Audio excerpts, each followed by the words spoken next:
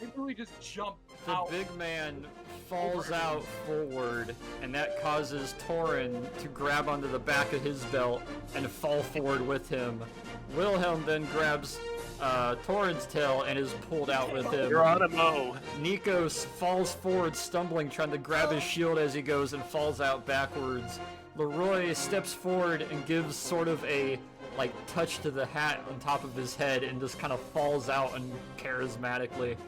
And then Hachu, you slither your way forward, and because your body's so long, there's about two very uncomfortable and fortunate moments where you're kind of wacky tube flailing across the side of the plane until your body fully clears and drops out.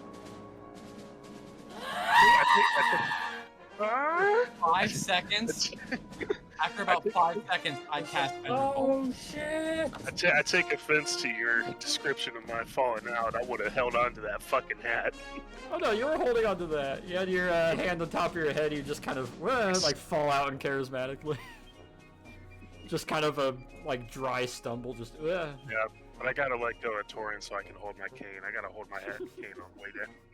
Will you be behind me?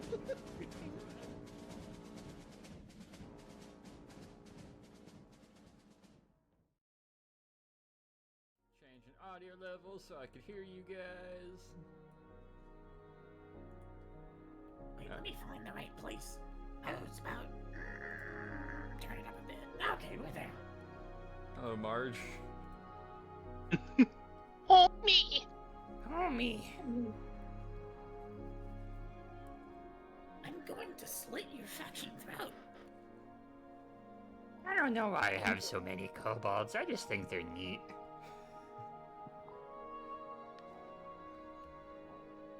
Alright. What is beeping? Rock a pipe bomb into your house. I'm starting to hear shit. Fucking Left 4 Dead pipe bomb. Just beep, beep, beep. Okay.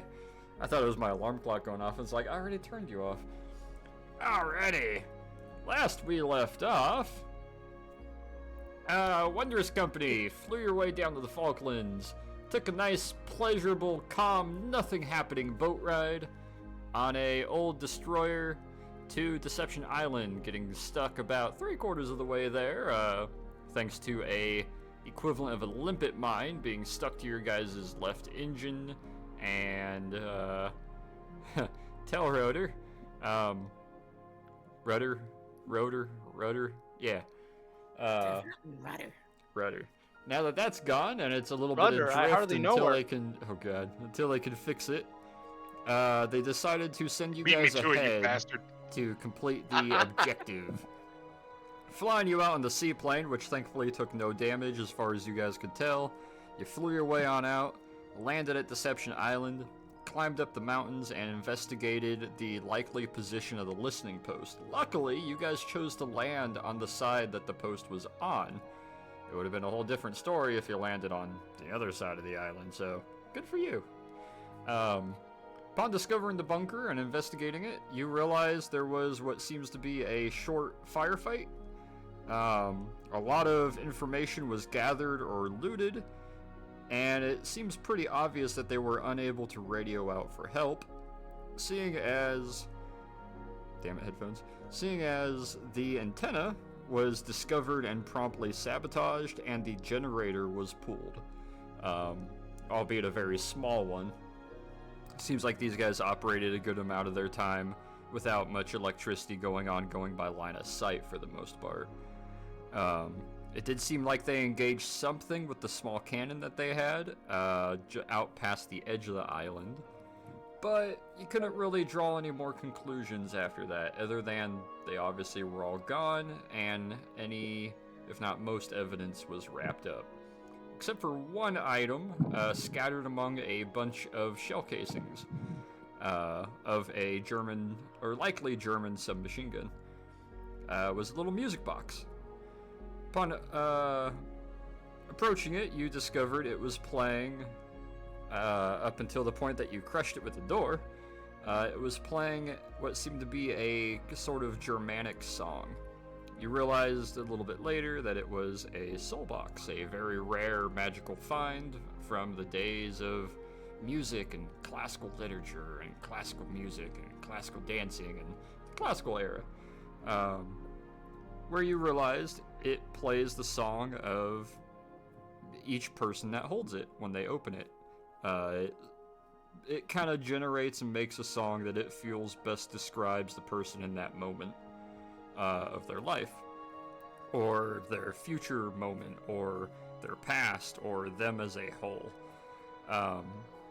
After playing with that for a little bit, you guys rounded back up, made your way back down, realizing that the bunker was a loss and there was nothing left to secure or keep safe. Other than, in my notes, a shell that had been stolen.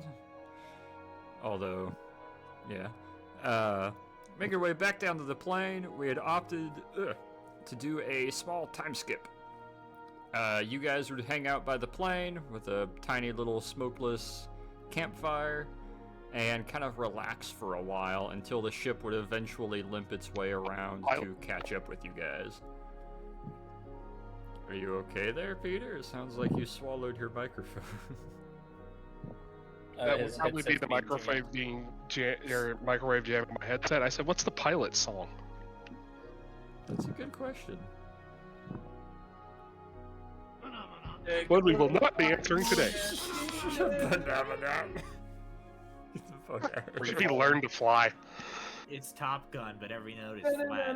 Yeah, that's right. It was Oh, Top God. Gun. It's the most flat Top Gun notes, yeah. God. It was like 3 different notes for the entire Top Gun. No, it's anthem. like the Titanic song on recorder. Oh. Oh.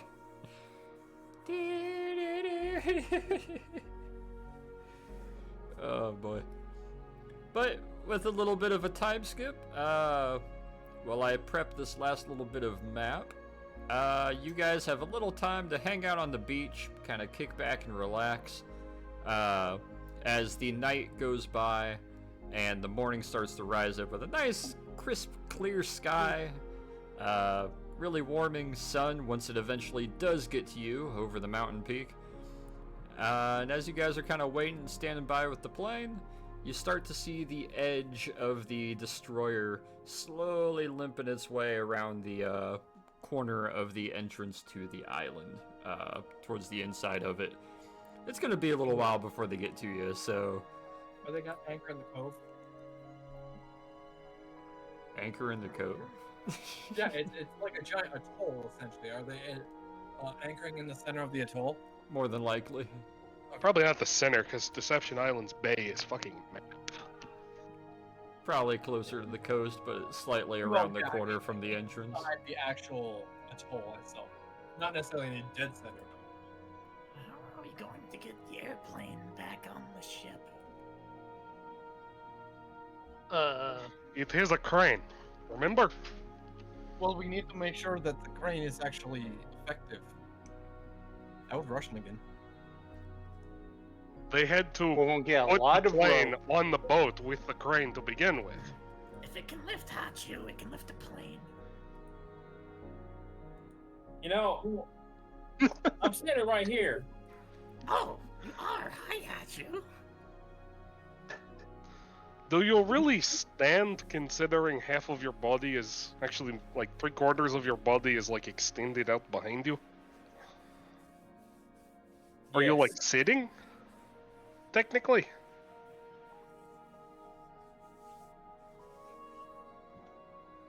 Can we please get on the plane or something? It is really cold here. All Well, aboard. we're not done yet. We still have to find that missing German ship, right? Well, yes. It seems that the before we could do anything with the German ship, we'd need to actually make sure our ship is pretty repaired. That's fair. It's as repaired as it's gonna get. It lost a prop. Well, This is the Navy. They make things all the time. There is metal over there. They make no one. so there is a chance that I can help them with reconstruction something, You and have- then Nikos, you have the ability to swim very well. I'm assuming, given Yes. your background. Mm-hmm. So maybe we can help them out if they haven't got themselves in operational order yet. Propellers have to Yeah, I be can help with fast. fixing things underwater, or at least attempt to. I'm no engineer.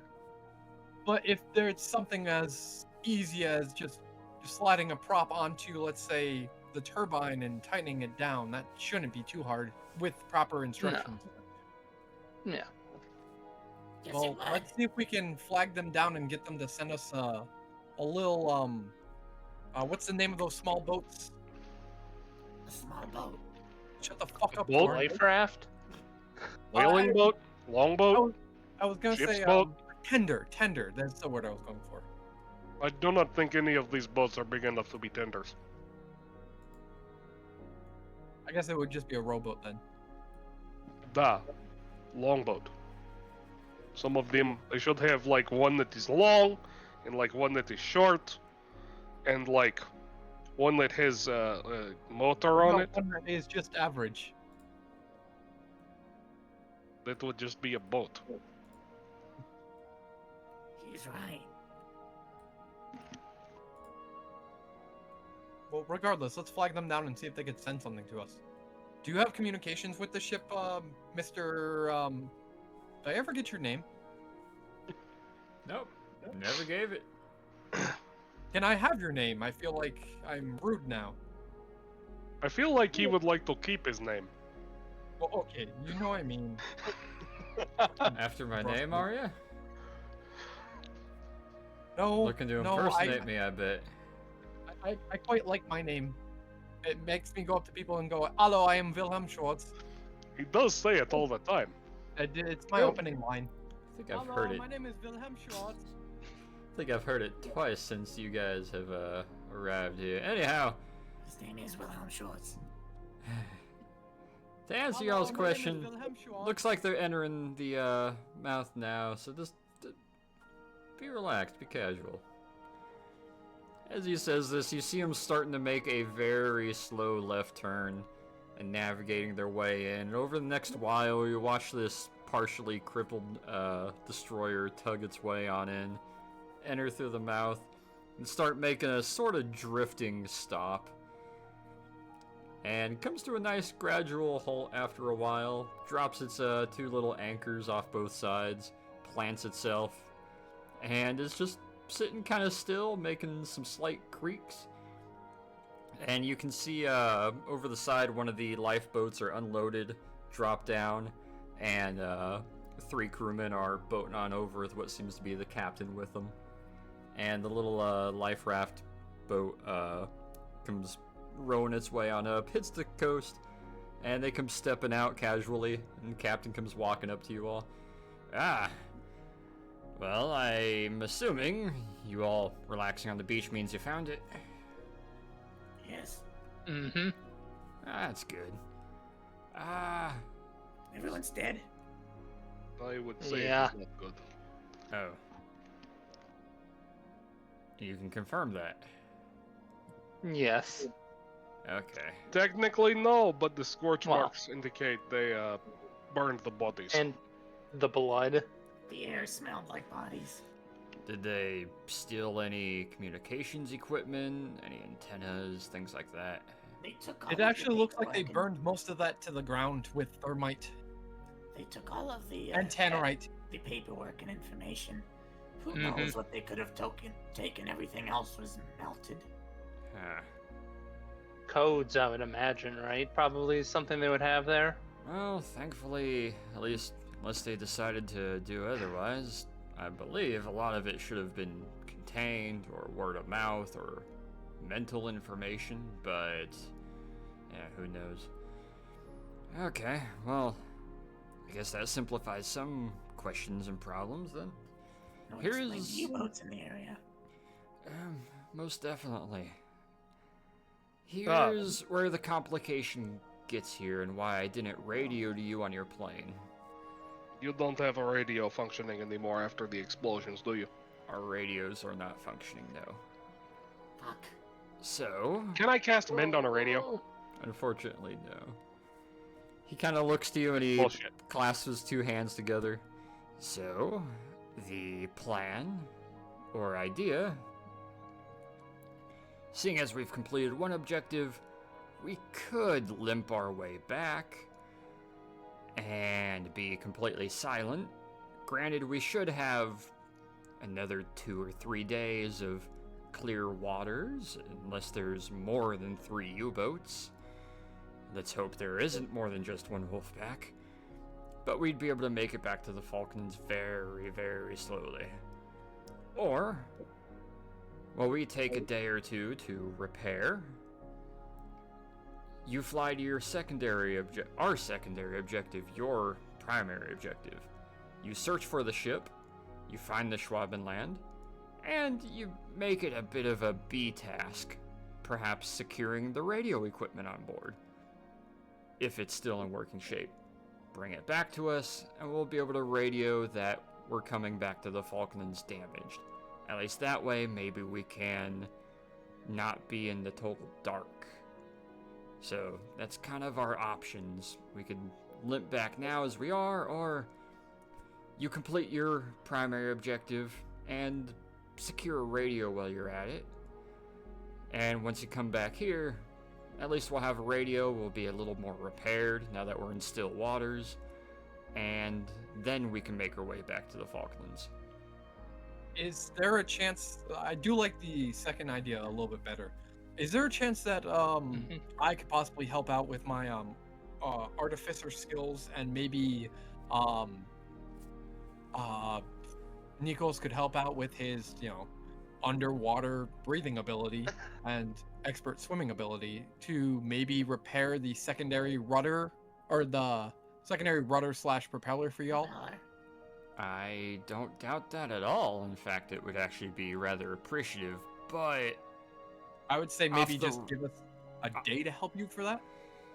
off the light window we're operating with, or at least what I'd kind of plan on, a whole extra day of waiting for you to come back might be a bit much. Okay. So you want us to leave as soon as possible then? It is possible that we could use the plane for pure reconnaissance while we help you with the repairs to the ship. And, the plane goes out and comes back and goes out and comes back a few times. We'll see what it can see. Does it have the range? He kind of looks over to It the has to have the pilot. range, otherwise we're not going to be able to get back to the ship to begin with. He looks Narrows his over. brows. Does it have the range? He looks to the captain, and the captain looks over at the pilot, who kind of gives all of you a little bit of a half shrug, and then starts to stand up. The reason Deception Island was part of this daisy chain, no, we don't have that much range. We have enough to fly from here to the last reported area, and then from there we can skim a good chunk of the coastline, at least where it was planned to go according to their charter. If we find anything there, I'll be able to properly drop you, and we'll be able to look into it.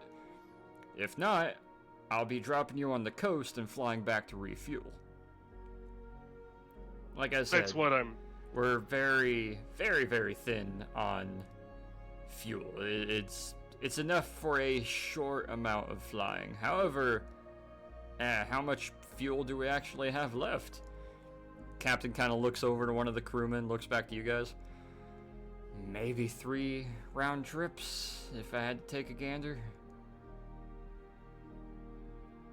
Who puts an airplane on a ship and doesn't bring enough fuel for it? Gives a slight head tilt and a little bit of a It's sympathetic, All like, of this I one agree. person, the entirety of control over this entire hemisphere. Yeah, it seems the South Americas is pretty forgotten about. You can say that, considering we're not even on our original ship. We're lent this. Well, I don't want to get back on that death trap one prop having piece of shit. I don't blame you, but don't be that mean to her now. Sorry. She has feelings. But My suggestion, considering the fuel and the amount of time to repair and not wanting to go through possible U-boat waters back to the Falklands without a radio, so at least we can tell them we're sinking if we should get torpedoed again. I believe looking for that ship takes priority since it may be the only working radio in this entire area.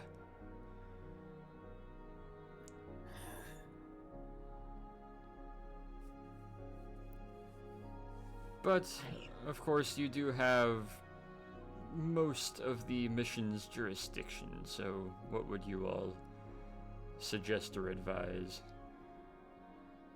I think trying to find the Ashwaubenon and take the radio sounds good.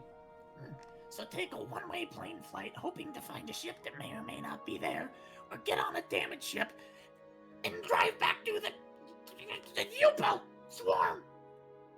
Great, I love these options. This is wonderful. Damned if mean- you do, damned if you don't.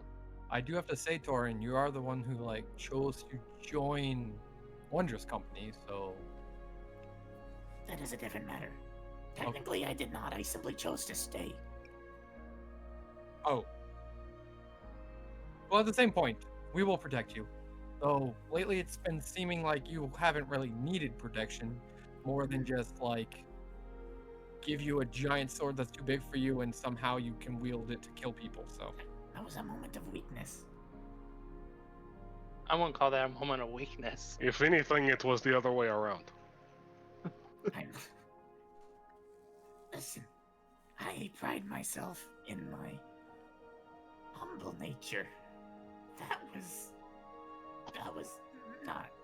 It's not befitting of a person of my stature. If you make a small joke, I will.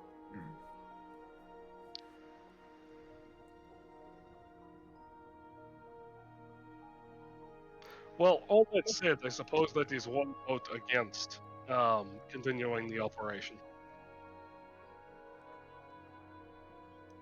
My crew are ready for whatever, but at least as far as my crew and the ship goes, I do think getting this fully operational over the next day or two would benefit us. But I know your original objective was finding the Schwabenland. And the seaplane hangar's here. Can I quickly search that to see if there's any fuel in it? Sure. Give me an investigation. There's no way to not continue this operation. We have to get back either way. You go take a look-see and you realize this place has been dusty and empty. The only things that are liquid that have been left over are a couple oil cans that have since then long congealed and kind of frozen over and aren't usable. Ah, well, worth a shot. There's a 20-year-old barrel of high-octane fuel that is no longer high-octane fuel. There's a 50-gallon drum of two-stroke. Too bad it leaked all over and froze. Oh yeah, it is so cold here that fuel would The gel. fact that it's also got fuel in it, or gasoline in it. What's got gasoline? Two-stroke oil, or two-stroke, it's just oil and gasoline, so it'd actually be harder to freeze. The True, oil would true. keep it at a non-evaporative level. Very true. Gas would keep it at a non-freezing level. However, I have to question reality ever since living with you and Plinks because you guys managed to freeze Jägermeister in the freezer. That's I never impressive. freeze Jaeger. No, I froze vodka inside the Aegis. Wait, yeah, we poured vodka inside a Aegis bucket and the vodka froze. It didn't even make sense. I don't know how it happened. I don't know Vodka how it froze. happened either, but I think it was because of the amount of sugar. super powered freezer. But he kind So of you looks to thought it was vodka, but you guys really got gypped. It was really water. It probably was crappy vodka, to be honest. yeah. Someone watered down your vodka. Oh, it's Tito's. It was Tito's Tito's, really yeah. Tito's is good. Mm. He crosses his arms a bit and kind of looks to you. Well, what would we like to do then? I vote plane. You can't get torpedoed in a plane. That is true. You can, however, get flaked in one if they have flak. I like seeing what's. Stop. I doubt someone's gonna have flak out here. I'm a little doubtful the U-boats will try to shoot you down with their deck gun. There's a hole in your left wing! Immediately pilot sniped. Random piece of flak. Shit. Hey, pilot, what do you think? Fucking headless body next to him. Oh, It's that scene from Band of Brothers when they're going to do the jump. Torn looks over and the pilot, like the main pilot, is just flapped to the face. Just oh god, flips the red light. Jump. What? I say we take the plane and go out hunting for the Schwabenland. Yeah, I just cast Revivify immediately, and the pilot's just like. Blacked out there for a second. Ooh. Face slowly regrows like an inflating balloon. Man, my head hurts. Oh, wow. Yikes. It's a fucking inflatable co-pilot or autopilot from Airplane. Wacky Wally, inflatable arm flailing tube man. Torn, you gotta manually inflate him. fuck you. He'll give a nice I little vote for the nod and airplane, look over. As long as the ship's crew do not believe they need our water friend here's abilities, I vote for the airplane. He'll give a little nod, and you are actually affirmed by that as two of the guys on the deck are starting to get into kind of older style wetsuits. One of them is put also on- a water genasi. Oh, that'd be hilarious. Mm-hmm. But no, unfortunately, all of this crew are humans. England hasn't fully diversified its naval powers yet, Not a unlike other single countries. centaur in the Royal Navy. Nah, Into the fucking bulkheads. the centaurs are in the cavalry. What do you think the light brigade was?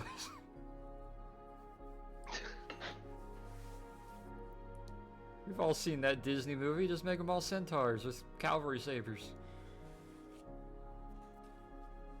The Valley of Death into the mouth of hell.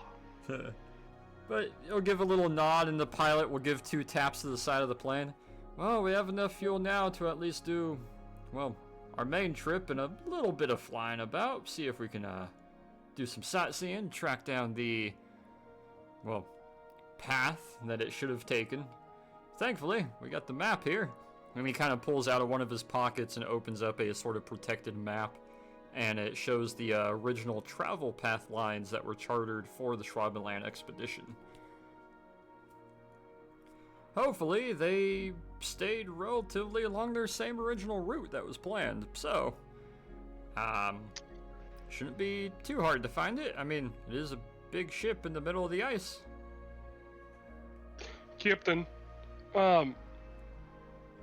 if you were the Schwabenland's captain, how would you have gone about this, knowing you are being hunted by U-boats? You see, I've kind of been thinking about that. I think it was maybe being You get it right, escorted. I'll buy you a bottle of Russian vodka. My assumption it was being escorted, not hunted. Well, in that case, you should be on course.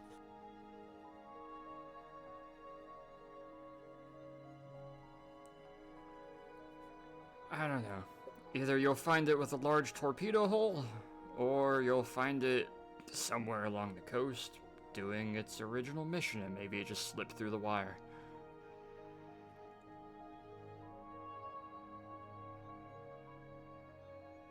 After all, it is going through a rather large area, New Swabia as they call it, Queen Maud's Land.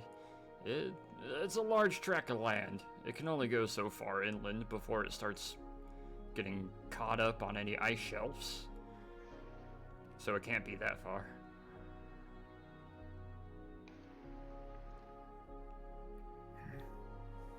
Captain, I believe you're right. Our best hope here is a radio. Precisely. My main focus isn't so much your mission, while I am eager and ready to support your mission, as you have helped me with mine, obviously. You would like to not die? I'd like to at least let someone know we are dying, if we do die. Understandable. How soon can you take off, pilot? And he'll look over, give a look to the plane, then look to the rest of you. Well, frankly, we could be off in the next 30 minutes.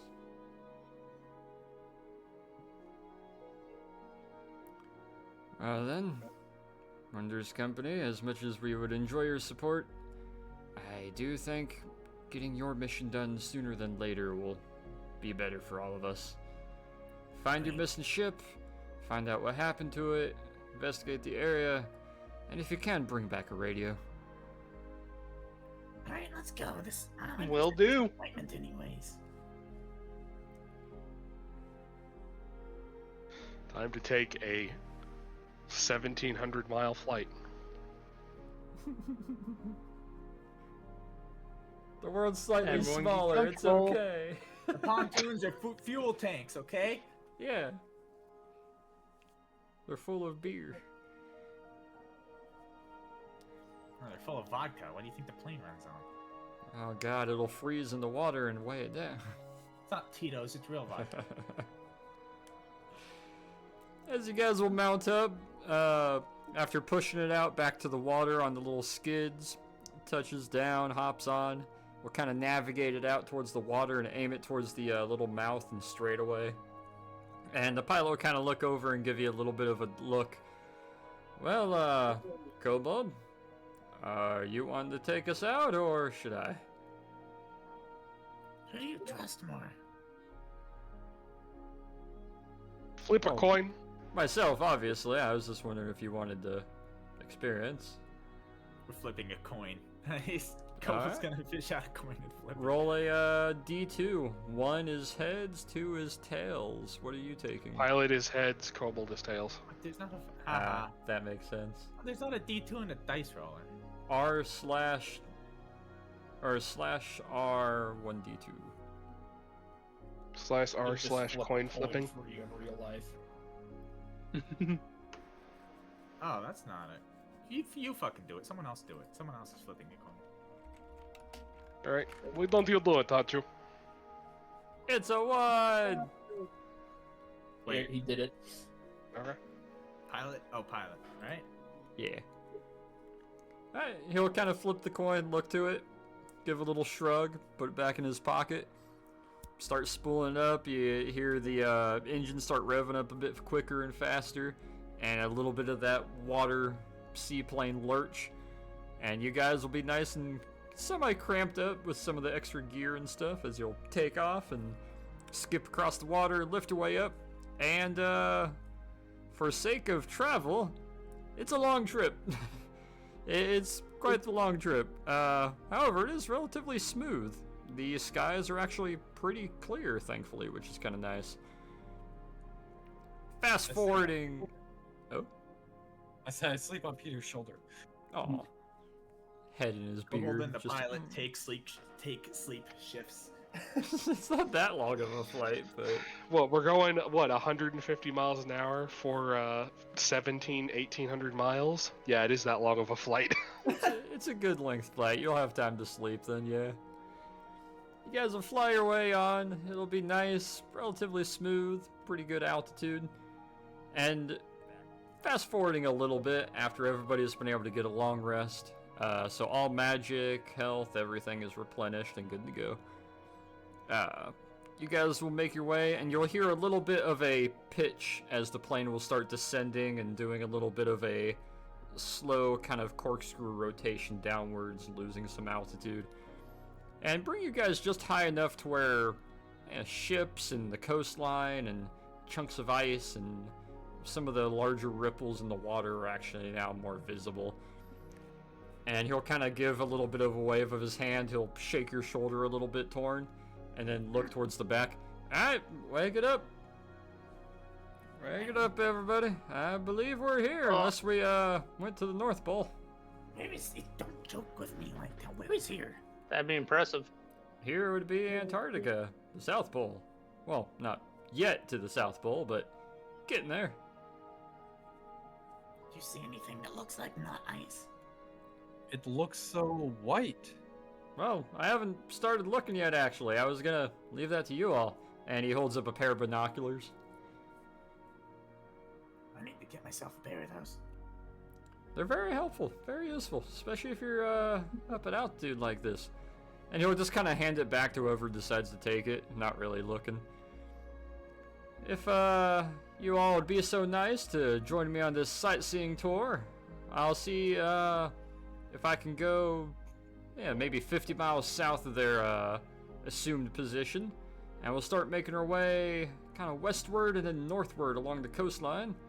And we'll see if we can find any tracks, find any ship, find any anything that sticks out by chance. I'll try to keep us pitched so you can keep some even eyes on. Thank you for flying with BFE Tours. If you look out your left window, you will see ice. If you look out your right window, you will see ocean. I think I see a whale. Wow. Really? I It's was about to official. make a joke, but it's too out of character. It's official. I I think I I see hate your this mom. No, comment. never mind. It's not a whale. It's your mom. I'm sorry. That's out of character. That's no Should we move. all be? I was thinking it, so you're good. I would like everybody to give me investigation who is helping to look out the windows like a sightseeing group. Damn. Ooh. it's official. Who can hate whoever this place. took the binoculars roll with advantage? They can. Who took the binoculars? It's not me. I'm sitting in the back. Oh, now we all see things. Wow, you guys, what the fuck? Except me. I'm still looking for that whale. I really want to know if I can do this. Everybody somehow is able to. Wow, okay. You guys. Huh. No one fucking say anything about how good the rolls were. Don't say anything. Man, your rolls are really good. I wonder if this is going to stick throughout the whole thing. It's not. We are definitely going to roll like this for the rest of the. You know, that would actually be really cool if you do. That would streamline my needs quite well. Okay, so Hope literally cards are stuck everybody except for Peter and Nikos, who just barely, in Nikos' case, I think it's because you two are sitting to either side of Torin and are more so just kind of curious how he's like kind of standing up and looking outwards and like putting his face to the side of the cockpit glass. He's got one leg hiked up on the dash. Yeah, this dude kind of like kobold pose, just trying to look out because can't quite see over the dash. Yeah, you guys are all peeking and looking out. Hachu, you got the side of your face up against the glass, looking with a really sharp snake eye. Wilhelm, you got like one hand in your face up, your mustache kind of brushing against the glass. Leroy, you're just kind of looking over his shoulder very casually. And yeah, Torin, you're just peeking out the front. And almost in unison, all four of you see what looks like a little too straight of a line in the sort of ice shelf that runs along the side of the coast. And as soon as one of you is about to point it out, everybody kind of scrambles to the left side and is looking out that little port window or leaning all the way out and looking out the front cockpit glass. You guys can see a rather, not smooth, but a much nicer line running through the ice shelf that makes slight turns like an icebreaker had crashed its way through it. And it goes inland quite a ways until it seems to kind of disappear in the coastline. There are no Where'd it go? straight lines in nature. What's that? Look, there's a line to the... Why don't you wouldn't get it? Well, that actually doesn't make much sense because we would see something there. What doesn't Unless make there's- much... Oh, you saw it? What'd you see? Look at the There's ice. a line of just broken ice, like it was done by a icebreaker. He kind of Um, leans up while he's piloting still and looks over. Oh, look at that. Um, Well, I'll bring By the us in way, a little I- closer. You can take a peek-see then. Guys, remind me when we Say a get good back. place I need to to start. try to fix my welding goggles so I can add binoculars to them. That sounds like a great idea. Ocular welding goggles. First, Aaron nods. Just flick, dark vision, flick, eagle eye, flick, welding He glasses. needs to trade a fraction of our power. It's like the friggin' what's it called? Like Benjamin Franklin's bifocals, but with like magical enhancements. The two reptilians' eyes just go like razor thin. You're like, ah, that's how they do it. Nico's being having almost- solid like white and blue coated eyes. You just see a slight like ring form in the middle, and you're like, oh, that's how he does it. He'll kind of look and give a nod. All right, don't hold on, but just don't put your face too. You'll see. And he'll kind of start pitching down and bringing you guys around in sort of a corkscrew and a wide orbit before coming leveling back out to a lower altitude, tilting it to the right a little bit, and continuing flying past the crevice. I would like everybody to give me investigation. Those who are successful to do so with advantage toggled on. Oh, not as good. Damn. Now it's been pointed out to me. I'm too busy A plus holding 7 on from that like 17, corkscrew we're doing. 19, 20. Yeah, my plus 7 is doing some work today. The rides never end. So, Soren, switch yourself to Torn. I keep I on to just say did. Soren. Okay. I just did. I noticed that. Yeah. I'm subconsciously Soren. be like, Soren, huh? Soren. Okay, so I misunderstood. Is that investigation with advantage or? With advantage for you, yes. Okay. Let's see how it goes. Only me and Nikos didn't get advantage. Hey! Even with advantage? Eh, it still passes. So, Torn, Hachu, and Leroy. Wilhelm, you're a little more distracted by the edge of the water and how it, like, seems to have smashed into some of the ice and started breaking its way through. The other three of you, though, and Peter. It's like, hey, didn't I pass? Damn. Yeah, you passed What's too. the DC on this? I was looking at those. So, Peter, Torin, and Hachu, and Leroy, the four of you are able to look and kind of focus a bit more. And it looks like there is a slight bending break in the ice shelf where it would travel along for about a quarter mile through the ice before it hits what seems to be kind of glacial cliffside. And it looks like it just disappears entirely until you guys are almost perfectly 90-degree, like parallel with it, with the little line in the ice that was made. And you're able to see it literally only at that angle and degree for a few moments as you pass by. There is a not perfectly smooth, but almost as smooth as the broken ice shelf on the water canyon running through the glacial side and further into the mainland part. That goes off for a ways before starting to bend to the left and disappear, just barely wide enough for a ship. Who would pilot a ship through there? That's insanity. Someone who wants Don't to they have hide. something like that in Greece? In what this place? Through a strait made by Turks. It's only like wide as a ship. Hey, Luke, out of character question. Gallipoli. Not Gallipoli. Dardanelles. I'll let them finish. Not the Dardanelles. It is in Greece. The hot gates.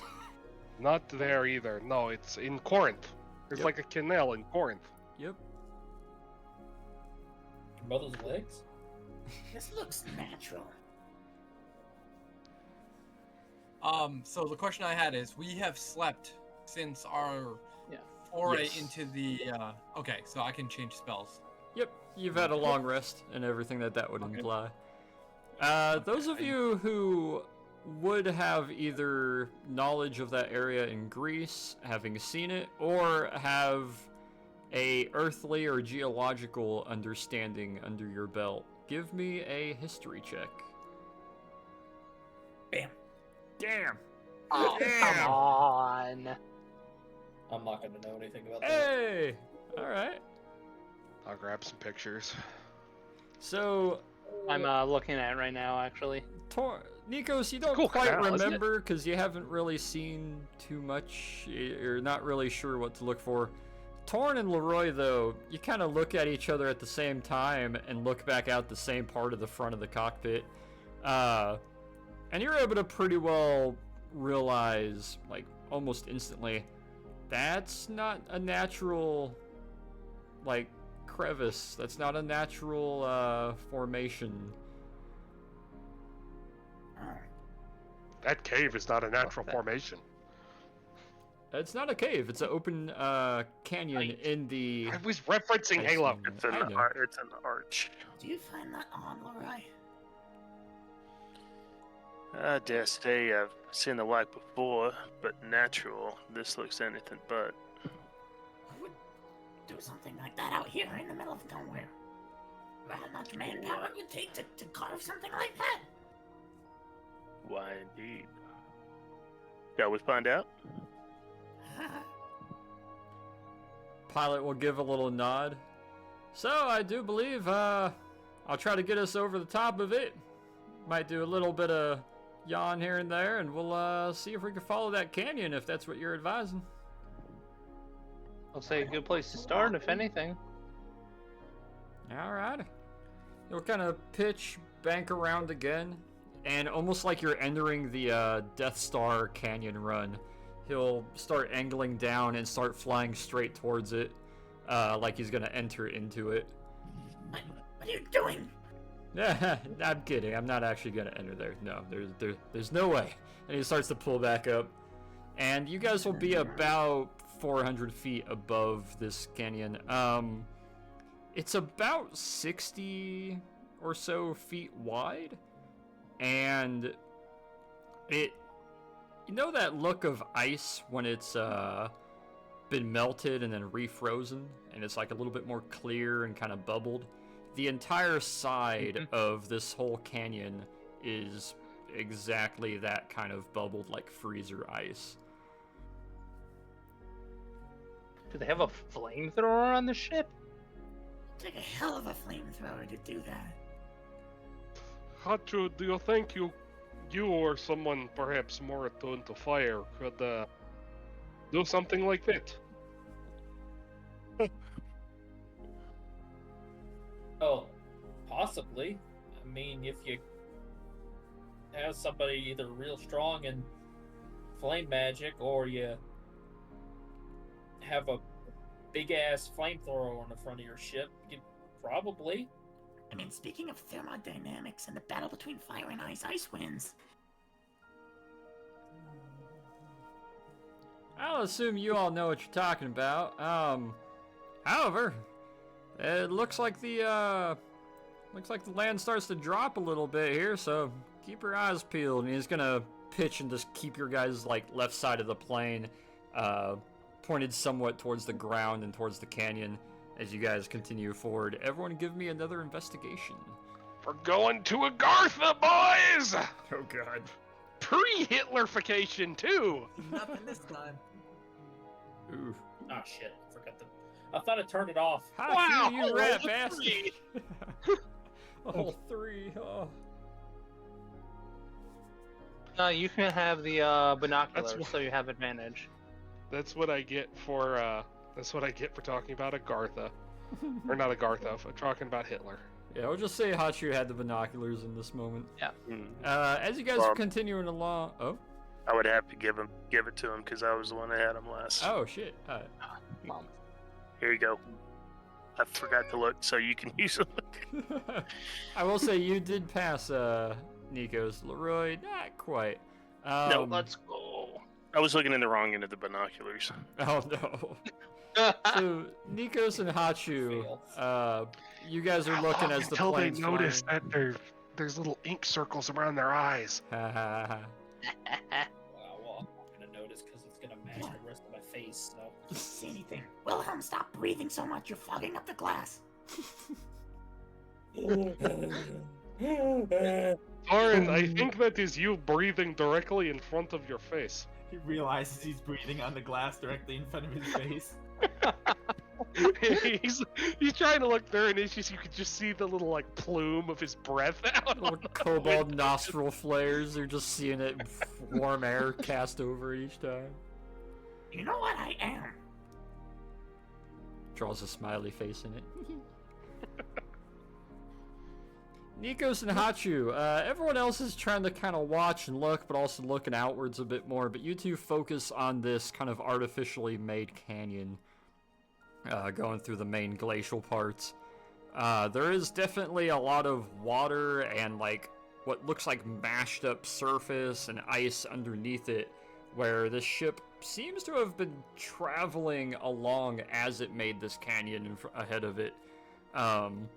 And it starts to hit a little bit of a gradual turn before the entire terrain starts to drop down and settles about 100 feet into a lower sort of kind of flat snowland area.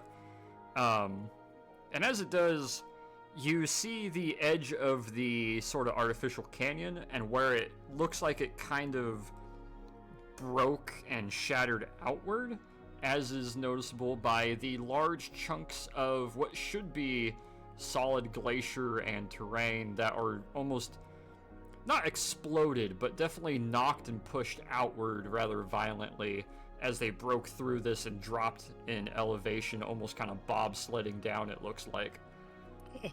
And you can see in this lowered sort of large bowl in the terrain what looks like a sort of frozen lake of like more fresh ice all around a slightly atilt large kind of ice breaking freighter vessel.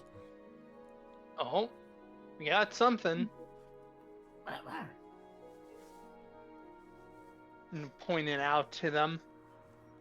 Torin wipes away the kobold head he's been drawing on the glass to look through it. It's a happy little Is that what we're looking for? I would like everybody to give me a history roll. Everybody? Bam! Yep. While I look for the picture. I got a what? Oh, Nice. not bad.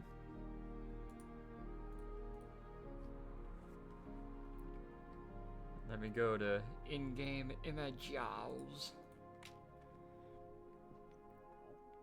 Wow, yeah, okay. Everyone fucking nailed that. Not exactly to this shape, because this is a closer one that I can find to what I was wanting to look for. But it is essentially this in-game images. There's a lot of cranes, there's a lot of structures, there's a lot of loading and unloading, and various equipment for pulling it along, for unloading freight. The reinforced bow of the ship and stern of the ship for ice and impacts. A somewhat more compact command tower, and it's listing at about 10 degrees to the right in the middle of this more freshly frozen To the lake. port, to starboard, to the starboard. Starboard, yes. Motherfucker. I'm gonna Remember, kiss you port on your left, starboard. Same number of letters. That's how you. I remember. know port and starboard. I'm trying to be normal because it's not currently floating. It's in dry dock. Sort of. Would it be listing in? So are there what is- dudes? What's up? Are there dudes, or is it just the ship and cranes?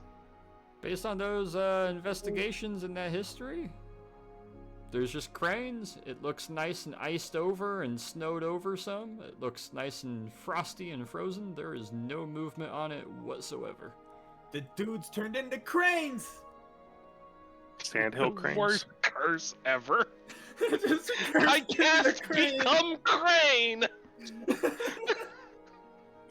Hey, Captain, where'd all these extra cranes on the ship come from? They're awful handy, but they're a bit weird, aren't they? That one's Just got a big yesterday, one. I found one in the mess of all places. What do we need a crane in the mess for? Crane We're head just up in playing, here. Really good biscuits and gravy.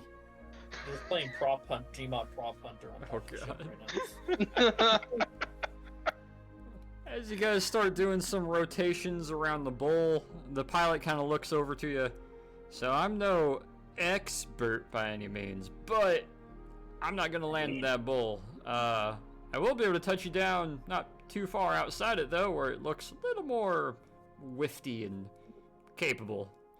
Unless Are there you'd any rather I drop parachutes you on at board? unless I drop you at the shoreline and, well, you see the thing with a parachute means you're gonna have to walk all the way back to the coastline. I'd rather try to land here on softer ground just so it's not, you know, so you're not having to walk as far. Unless you all truly don't mind, I can drop you out here. I am not jumping out of a plane.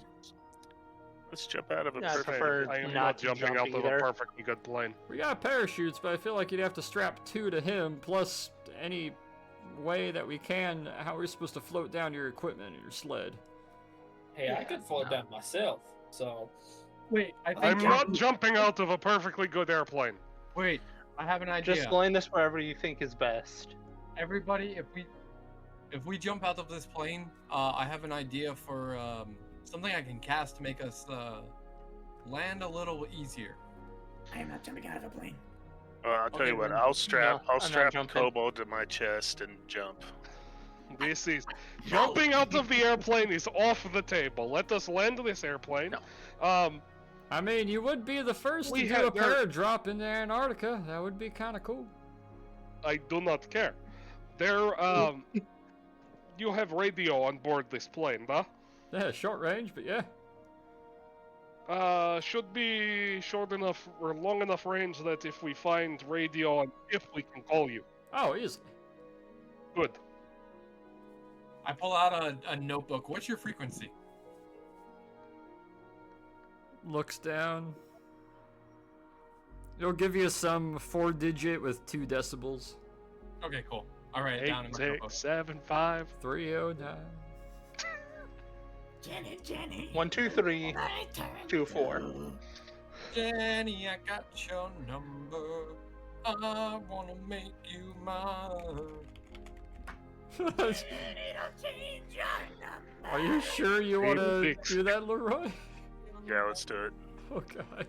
Give Oh, me what is give me a sleight of hand check, Leroy. He cannot sleight of hand tie the kobold to himself. I failed No, that you epically. can't. So you believe the straps are properly harnessed on yourself and you're tucking away your gear. You do a little tug check. It seems like it's properly strapped to you. You got the groin part connected too because it's one of those cooler parachutes. And you're like, yeah, this is secure. This seems secure. This is fine. This seems totally Can I cast fine. Spare the Dying on somebody who's not unconscious yet?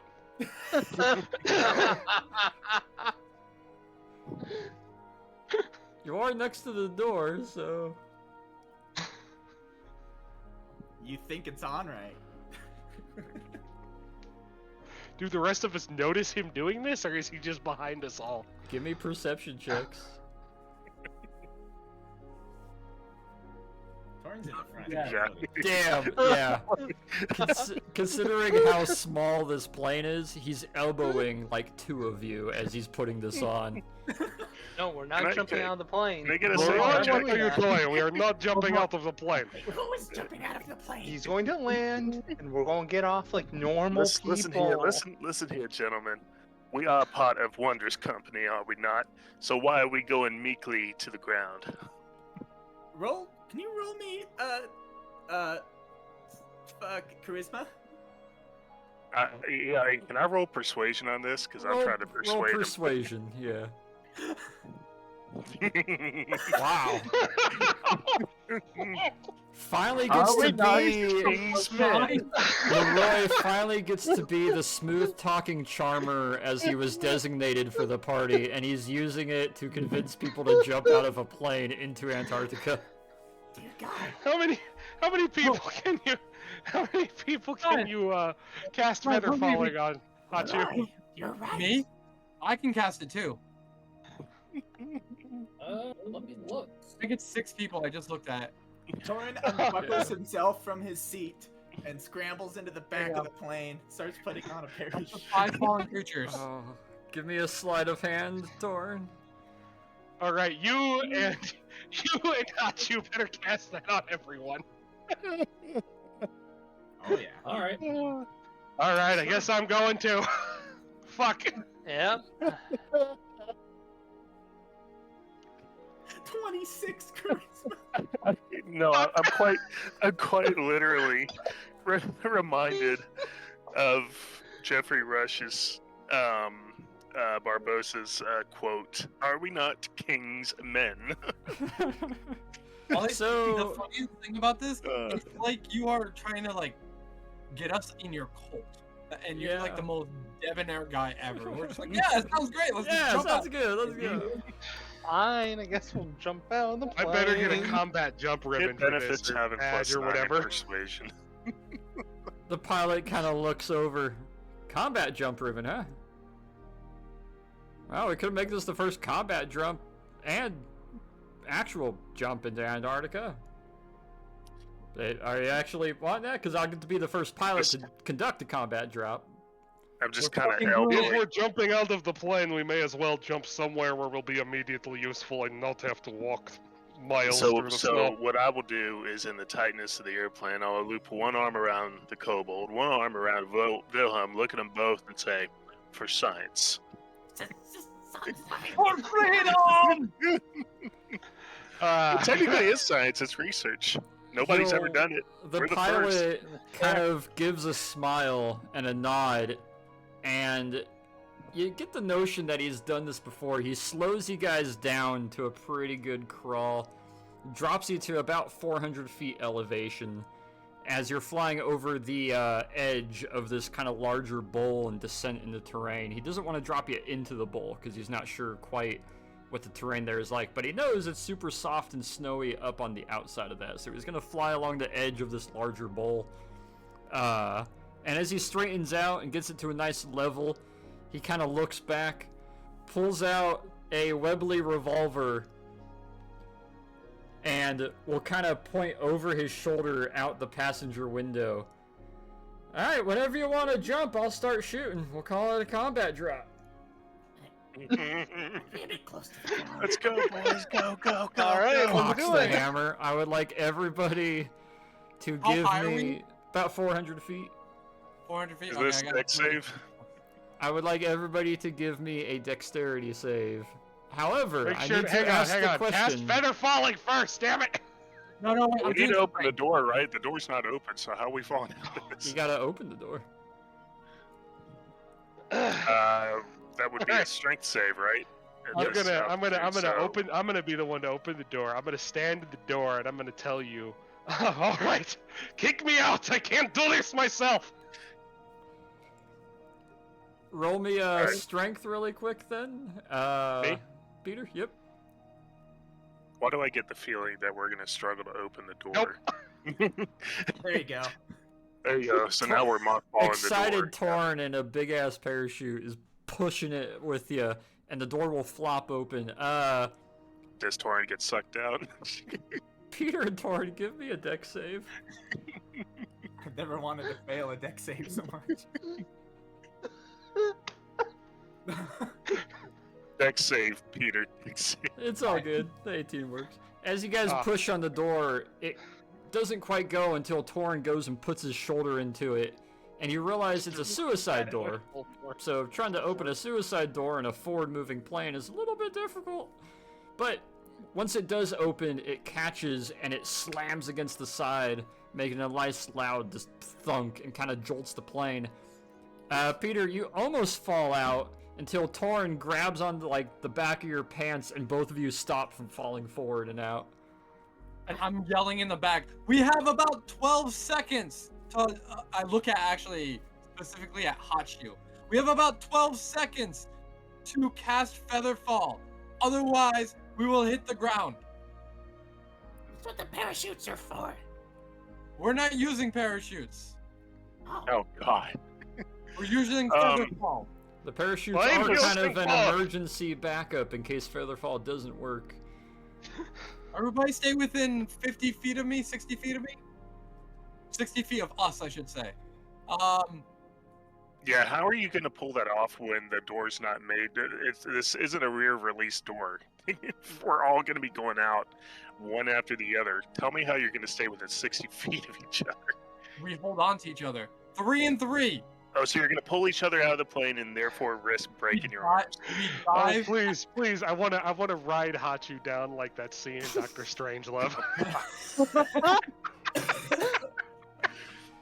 I'm gonna roll my eyes and I'm gonna push at Peter and Torin like, get the fuck out of the plane. Give me a strength roll, Leroy. I'm gonna fail this. You know what? I'm casting it on myself just for.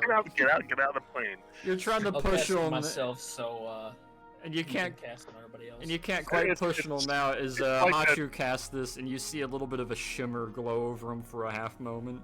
You're supposed to cast it on us too. I can cast it on everybody else. I will please take a feather fall.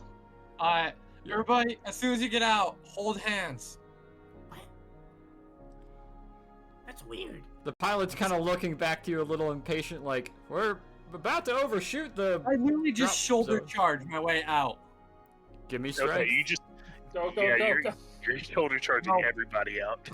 You're trying to push, and you guys realize you're not quite fitting out the door quicker enough or fast enough. I knew it was gonna get to the this. door I in a knew very it was door gonna- stuck moment. You're I kind knew of... it. I knew it was gonna be a mob. You're kind of door stuck trying to fit through. It's not an easy door to fit through normally, let alone with Hachu coiled up back there with you guys. All right, with the crush of people, I'm gonna try and worm my way out. Give me a deck save. Ready for a 2?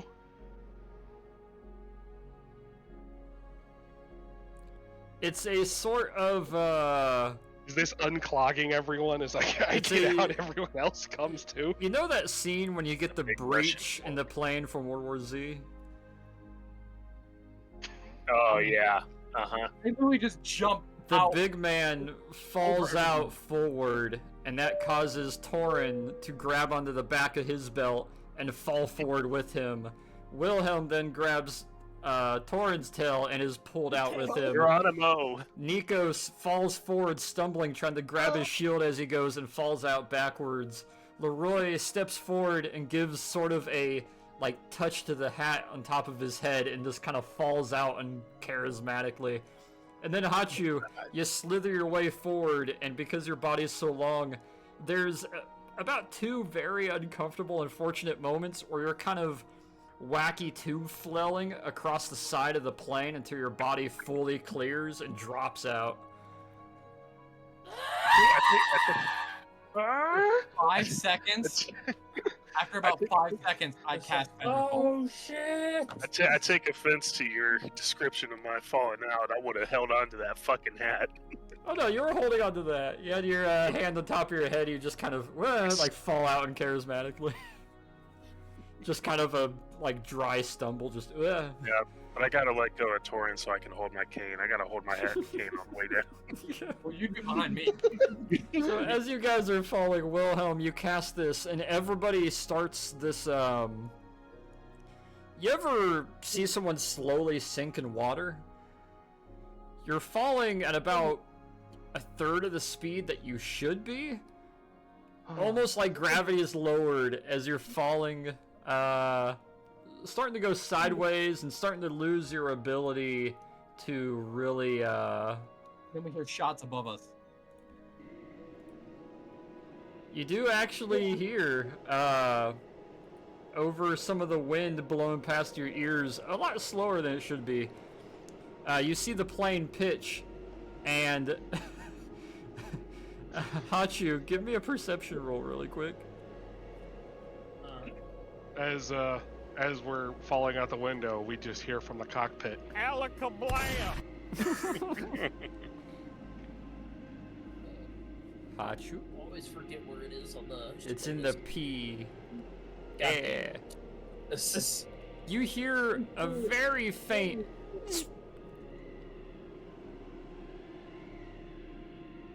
Just a nice little whiz. Not close, but close enough that you can tell that was probably a 38 whiz just going past you. That means it's not the pilot. As the plane starts to pitch and Shit. fly away, It really is a and combat jump. starts to go around in a little bit of a pattern, starting to take it up at a higher altitude. As all of you guys are gracefully, but still slightly uncharismatically falling towards the ground, Wilhelm, your math was correct. As you guys are falling nice and gentle, it seems like you won't need to use your parachutes. Hachu, you're kind of... You know those wooden snake toys where you wiggle it and it's like... It kind of sways back and forth? Yes. You're kind of wobbling like that as you fall, trying to like corkscrew yourself towards the ground and keep yourself somewhat stable. As everybody's floating your way down, it seems a little too gentle. The wind's starting to pick up a little bit heavier, and it's starting to get a little bit worse as you get closer to the ground.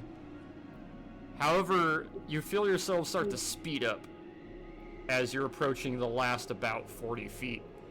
And you're starting to feel gravity hit you and your weight start to hit you as you're approaching the snow a bit quicker and more rapidly. I'm gonna go ahead and pop my emergency chute. Hold the shot. If you pull a chute, give me a sleight of hand. If you're gonna try to snow drop it, give me a dex save. I should get advantage because I've fallen into snow a lot as a child on the Russian steppe. Indeed. Oh, so I do get advantage? Yeah, I could go with that. We're roly-polying this out. You said dex save, right? Dex What's the save. point of a combat drop if you don't deploy your chute? You just gotta Captain America that shit into the water. Just cross your legs. I'm literally just like going, like trying to find the slope of the hill and essentially sledding my body down it. Oh god. Alright. Let's see. Hachu passes. Peter barely passes. Torin passes with flying colors. Wilhelm, you pass. Nikos passes. Leroy passes. So 2 chutes pull. They're the nice round, unguidable chutes. They pull, unfurl out, and snag the 2 of you right before, and you give a nice jolt about 10 feet off the ground before both of you kind of land on your back or give an unceremonious sort of tumble through the snow.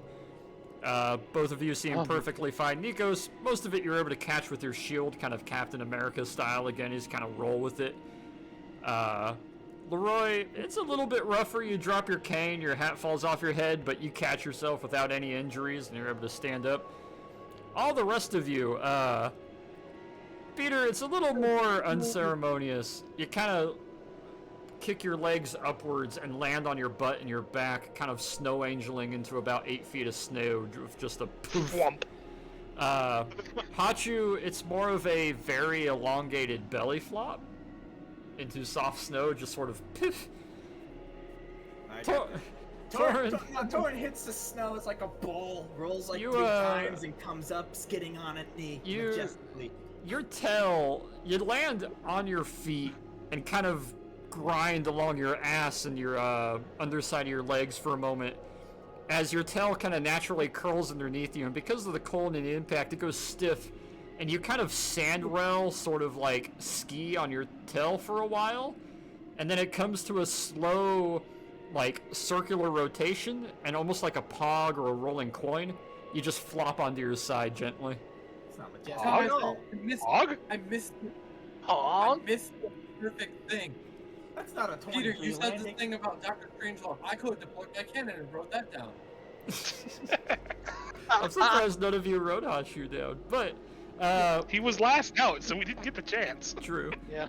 Wilhelm, you try to angle your legs and try to guide yourself as much as you can, and you start flapping your arms twice before tucking them into your side, and you hit the side of the slope, and you don't really slide down it as gently as you would like. You kind of spear into it and disappear under the snow, and then 15 feet down, pop back out of it, sort of shooting out Gimli in feet Lord of the first. Rings. Kind of. You just kind of spear your way like the Tremor flying out of the side of the little canyon wall. You just kind of come flying out of it, and you land on your back and skid for a while in the harder packed snow down in this ravine, and come to a slow stop. Everybody seems good to go. Everybody seems okay. You've all able to stand up and start brushing yourself off or disconnecting your parachute if you did deploy it. The wind's blowing. The wind Solid chill is ground. cold. Relatively solid Back ground. up in snow. Let's see who rolled the highest. That would be Torin. Torin. Torin, I need a perception roll, please. Oh. 13. Cool, that's I just feel like enough. the 2 people who actually parachute should get perception rolls too. Yeah, they're kind of focused on taking off their parachutes. Give me a dexterity save, Torin. Okay. You're looking down, kind of brushing yourself off the snow. You got your heavier winter gear on. I'm assuming everybody would have donned it before doing this, hopefully. I would have donned it before getting on the plane. That too, yeah. As you're kind of brushing yourself off, you start standing up. The snow is going to about knee height on you at the moment as you're standing, so it's a little bit harder packed. And your shadow starts to get a little bit bigger and wider. And then your shadow starts to get a little elongated to both sides of you, and you're like, huh. You look straight up just in time to see the straps and the net over the top of the sort of larger sized travel sled that you guys had in the back of the plane with you, with all your spare ammo and gear and food, is about to land on top of you as you give a quick double back step and fall on your back as it just poof lands in the snow where you had landed. Ah, that could have hurt. You hear the nice meow of the plane passing overhead as you can see it pitching and going back straight, leveling out where he had done kind of an assisted dump of your guys' gear to you. It was an admittedly good job. Santa's sleigh does fall without reindeer. You see the plane circle around, pass over all of you one more time, giving a double wing drop before peeling out and flying off and away, and you can get the notion that he is landing somewhere further to the west behind you guys. So you guys are between the large dip in the ship and assumedly where he's going to be landing. Torin is going to cut all the cordage out of that parachute for the sled because he wants more rope because he doesn't have rope anymore. That work. Alright. How much string and rope is in a parachute? A lot. I don't know, but give me a number. So I could actually You say... I was gonna say, yeah. It's not true rope, it's more of a cord, but it's Yeah. rope-like. It's cord, but it's rope. paracord. It's like, what, fucking... What, 150 feet? That sounds fair. That sounds about right, because there's a lot. Yeah, we'll say 150 feet of cord. As all of you are able to group up around the, brain fart. Around the sled with some of the gear on it, you're able to pull it out of the snow and set it down. Everybody's able to brush themselves off. Wilhelm, it takes you a few extra moments as you have to kind of clamber your way back up the snow hillside into the divot and walk your way over. Snow all in my mustache right now. Oh yeah, everybody's snow packed with that soft, fluffy snow too. So, parachutes, personal parachutes must be equipped with 20-foot static line. So if it's 20 foot times probably about, I'd say 8 or 10. No, the static line is what opens the parachute. Yeah. Oh, okay. That's how far away from the airplane you're supposed to be before the parachute starts opening. You guys didn't If static you're jump, doing a though. static line drop, and we didn't do a static line jump. The chutes might still have static lines, but Oh, I mean the 2 chutes that deployed. Oh, I guess that's not static line, huh? it's not a static line jump. It was a regular manual pool. I put the wrong button then. I typed the wrong thing. But yeah, feel free to, I'd say if you do decide to not keep the parachutes or just salvage the 2 that you deployed, there would be some spare stuff on them. I'd say Torrens, you get like 100 or so, 150 feet of cable. Wilhelm, I'd say you probably get, like 40 feet. So it's 12 to 16 lines, and each of the lines is 1.5 times the parachute canopy diameter. So if we're gonna say they're probably like Your traditional 15 to 20 foot diameter, I'd say, give or take. or 12 to 18 feet. So yeah, 16 lines times 12. Yeah, we got enough. Yeah, you got a lot. 16 like times 12, that's 100. Hope you're good at tying. 216? No. 16 times 12, that's 160, 170, 192. There we go. We'll just say 200. Just a flat 200. It's 35. The diameter of a T10 is 35 feet. Oh shit. And T10s are The basically standard exactly. go-to. Yeah, they're basically exactly the same as the ones used in this era. Yeah. We'll say Well, 300 they're feet. almost exactly the same, but they're basically the same. There's like a handful of differences in materials. Autism is showing. Yeah. Well, I actually had to sit there and listen to Will lecture me on parachute types for like 8 hours one day. So, well, have to might be an exaggeration. I sat there and listened to him lecture me on parachute types, so I now know that. I'm sticking with 150 feet because I assume you lose 8 inches on either side. for Yeah. every knot you do. That makes sense.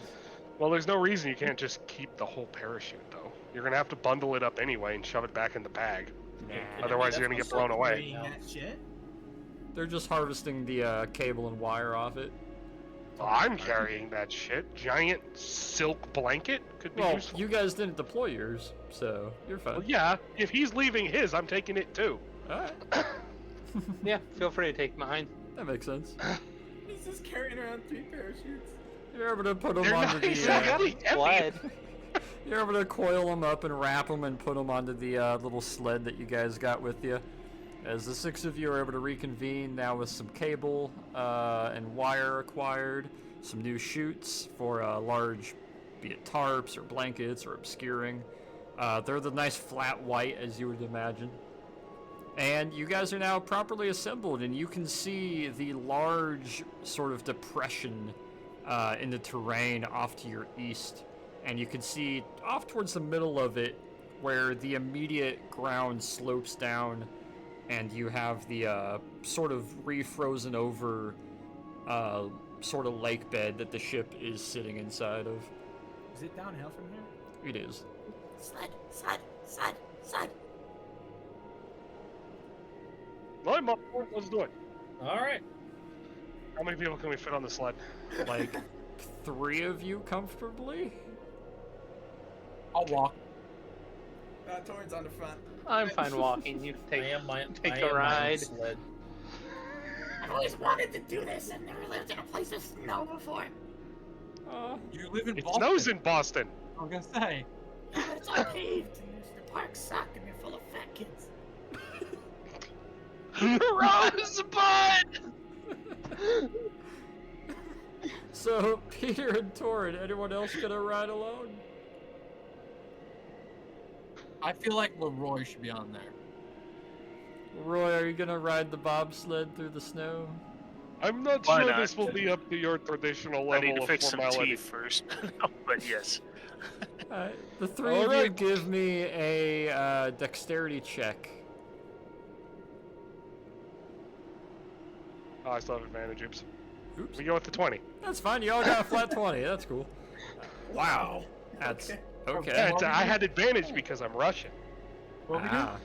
Yeah. So, as Wow. the 3 of you are either slithering or walking Oh. alongside, you see the sled get pushed up in between you and come to the edge of the slope and start descending over it as Torrin scrambles on top and sits on the front, leaning forward like a fucking hood ornament. And then Peter sits behind him, straddling some of the gear. Leroy kind of does sort of a side saddle at first before slinging his leg over and sitting down very comfortably on top Having of some of the everyone lean parachute to steer bundles. it and everything. We'll have to see if that happens as you guys lean forward, and it starts to pitch forward as the 3 of Hachu, Wilhelm, and Nikos get to the edge of this descent. It's about, I'd say, about 30 to 40 feet, relatively steep downwards before it hits the lower terrain area. As it drops down and hits with a little impact and starts sliding down.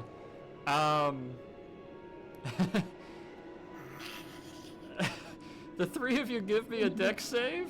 Torrin, I also need a constitution check. Oh, great. Your save? Yeah. Yep. Do I get advantage for Russian again? You can get advantage, sure. 20 A feet. 3 on the raft. Get it? Not raft. Sled. Peter, you kind of lean back a little bit and you're realizing, oh, this is going bad. As Going very fast. there is a slight jolt thanks to the con save. Torrin, you're not able to keep yourself low enough, and you start to lean back reflexively, Thankfully, with your deck save, you're able to grip on to the netting in the box and hold yourself to it. But Bad idea! Bad idea! Bad idea! it lasts about half a second as you guys get halfway down, and the nose of this spikes into the super soft snow, as is evident with Wilhelm, who speared his way through it and popped out of it like it was not even present. Like it was a little too soft, a little too much of a snowdrift. It spears in, and as it starts to go up and over, Leroy, you grab on and you kind of wrangle this and ride it as it flops over, goes sideways, lands on its side, and you guys are now sliding sideways with the gear down. Peter unfortunately falls off and is now rolling beside you, collecting snow, as you guys are sliding sideways and backwards with the sled through this very soft snow, sinking inches and inches deeper as it goes further down. As you hit the bottom of the slope, it spikes, and... I cast Levitate. Oh. I was getting ready to just get yoked. I still have the parachute on, so I'm fine, right? On what, Wilhelm? I cast Levitate on the sled itself. Okay. As the sled spikes and hits the ground, both of you jolt and are about to be catapulted off of it, possibly to the side, as it comes to a slow and then a sudden stop, as the two of you are kind of hanging from it, gripping onto it. However, Peter continues rolling past the both of you and comes to a slow stop as all the snow that had packed on him just kind of crumbles off and falls to the side. And you are now currently holding onto a levitating sled that thankfully didn't catapult you or land on top of you. And Peter is laying in the snow, kind of compacted, just kind of staring up at the sky as the three of them are still up on the ridgeline looking at you all. I am actually going to keep the spell going. Oh, I haven't had fun like this since I was a child. Kobold's laughing as he hangs off of the levitating sled. I keep it 10 feet above the ground, because that is hilarious that they have to hang 10 feet above the ground or fall into the snow. And I just start moving it with me. As you guys kind of sidestep and slide your way down, or quite literally Hachu just kind of S-ways his way down. You guys get to the bottom of it, joining beside him. Torin's claws are up in the netting, just kind of hanging from this sideways hovering sled.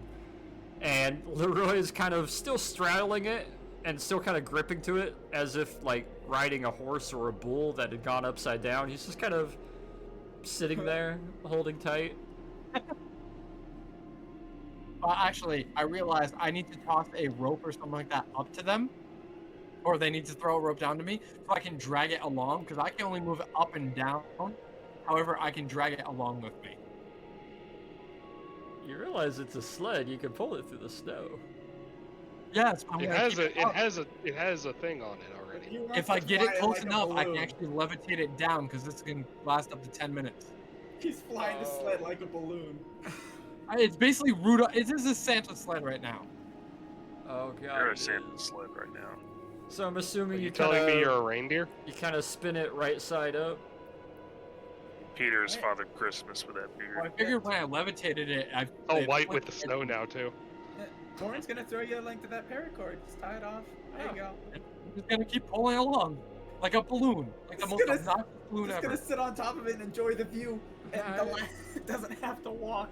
Wilhelm's walking with a rope and or some cord over his shoulder in both of his hands, walking beside the rest of you as you approach Peter, who's laying back in the snow. Sitting on top of a hovering sled is Leroy and Torin, seeming rather happy with themselves. Dashing through the snow. No, you're dashing above the snow, and you're actually not Little really. one kobold open sleigh. There's a sassy human here too. Over the fields we go. Snaking Smoking all the way. How are you trying to feeling? Oh, hang on. How are you feeling? Atu was Peter, gonna try as and they slide approach down you? on his belly. What's Yeah. what's happening with him? He just kind of S-sways and slides down, very Oh, he snake-like. gets to slide, but we have to fall. All right. got Yeah, I'm more just surface gonna. area. He just naturally gonna get slides up. over everything, unless he wants to make a dexterity check. I don't think Snake would have trouble going down Snowbank. No, I'm good. What we It's do not is what's we fun, give I'm we not give taking my chances. we gave the snake man a bit to put between his teeth, and he just kind of slides behind the sleigh. In front of it. You strap something to him and he just pulls it behind you. But yeah, as all of you walk up with your floating sled with two on top of it, Peter, you're just kind of laying back in the snow as they all approach you. Yeah, I'm That just kind is of gonna get up. Got a surprisingly large smile on my face. That is the cover picture this week. It's like 4 of us on a hill with me holding a sled and 2 of us on the sled. God. Onwards to the ship. Oh, looks like you're having fun. Mush. Are you mushing Wilhelm? Is mushing Wilhelm. Just remember, if I let go of this, you just stay up in the air. Well, yeah, they have to come down eventually. After 10 minutes, they can. Well, probably like, at this point, probably like 9 minutes. As everyone's able to recollect yourselves and gain together, the two of you in a slightly higher vantage point now, oddly enough. As you guys will continue eastward, you can see the outline of the ship past some of the blowing snow and some of the wind. And as you start to approach it, I'll draw a quick little image here for you, just to give you a rough idea. Yeah, because I had a question. Is the ship in a crevice and we're above it? Or are we like at the same level as the ship? You're at the same level as the ship. So essentially you have the regular terrain and you have sort of this sort of about a 20-foot dropping depression, right? It's in a frozen bay. The In ship the- is in a crater. Yeah, it's essentially, yeah, it looks like a big crater in the terrain. Then you have a large, about 60-foot tall ridgeline that you guys had passed over. In the ridgeline is that big cutout where it looks like a bunch of rocks have blown out in this direction, rocks and snow and ice. And then, I'll draw it in blue, at the same level that you guys are at now, standing here, there is a bunch of refrozen sort of water and ice that looks almost like a lake on top of the snow. And sitting in the middle of it is Mr. Boat. I like your boat. Thank you. Okay. Yeah. So where are we? Yeah, are we the boat blue mark? drawing. You guys Yeah. are down here. The blue mark. Okay, cool. So, as you guys will be able to start walking your way up towards it, let me delete those. And let me bring you to your first map. It's the Okay. map. It's the map. I'm It's the map. It's I'm all the black. map. I'm the map. All black. When my Just like spell my family. when my spell reaches 9 minutes and 30 seconds, I completely cut it off. Oh. That's not nice. It doesn't matter. When the spell ends, the target floats gently to the ground as if it's still alive. So it'll take you about that long as you guys walk up towards the ship and you hear a little unceremonious poof as the sled will lower down and set down as That all of means you we can approach the cast bottom levitation corner. on a crashing airplane and just it doesn't crash. Technically. Well, the airplane has to be less than 500 pounds. Damn. That's not happening. Yeah. As you guys approach this, you can see on the bottom of the map where it's now illuminated. Everyone give me a perception roll, please. Can you upcast it for increased weight? No, as far as I can see, it's only a level 1 spell. I don't Can we GM rule that he can upcast Right, it for can't perceive increased weight? shit because he's short. Situationally, maybe. Oops. We'll take the left number. Alright. We're Situationally. doing We're doing Perception. Turn off that advantage toggle. I did. Hey! No So, one can see. Torin, you're distracted by the sleigh ride, and you're just enjoying that time as it sets down. Leroy's big stupid hat is in the way. Thought you were in the front. Yeah, you're in the front. He's in the back. Still somehow in the way. Yeah. Technically, he was pulling you guys backwards this whole time, so. It was my shadow. My shadow was too much for him. Oh no. Your Shadow the Hedgehog. However, Leroy and Hachu. Dual-wield 1911s. God no. Leroy and Hachu, as you guys come walking up, you can see this large, very heavily iced over ship. It's been sitting here for a couple minutes, to say the least. It's got a nice ice sheen over it. It's been wind blasted. All along Is either this a side fucking of it. tank? I'll get to that. All along the side of it, there's a lot of that snowdrift buildup, and you can tell all the ice underneath it is refrozen ice. You get the notion that it was very, very, very warm as it crashed through the canyon it was making, and as it leveled out here, and then everything that it had melted refroze around it before the snowdrift started building back up on it. Hachu and Leroy, both of you rolled plenty high enough to notice and realize that this was not a ceremonious stop. This stop was not intended to be like this. It was not meant to smash through the way it did. As is evident by how hard it seems to have skid and rolled and crashed. If you had to take a gander, it was going full bore, balls to the wall, like full speed ahead, and it wasn't supposed to. Hence why it smashed through the glacial part so hard and landed in this flat land like it did. Both of you and Wilhelm, though, do notice there is what looks like, and I'll say this, it looks like a sort of self-propelled gun, except instead of a gun on the front, is sort of a, like, engine crane. It's sort of a, kind of like a martyr or a priest, where it's got an open back. Kind of looks like one of those. Exist yet, but hey, we'll That keep almost going. looks like the, what is it?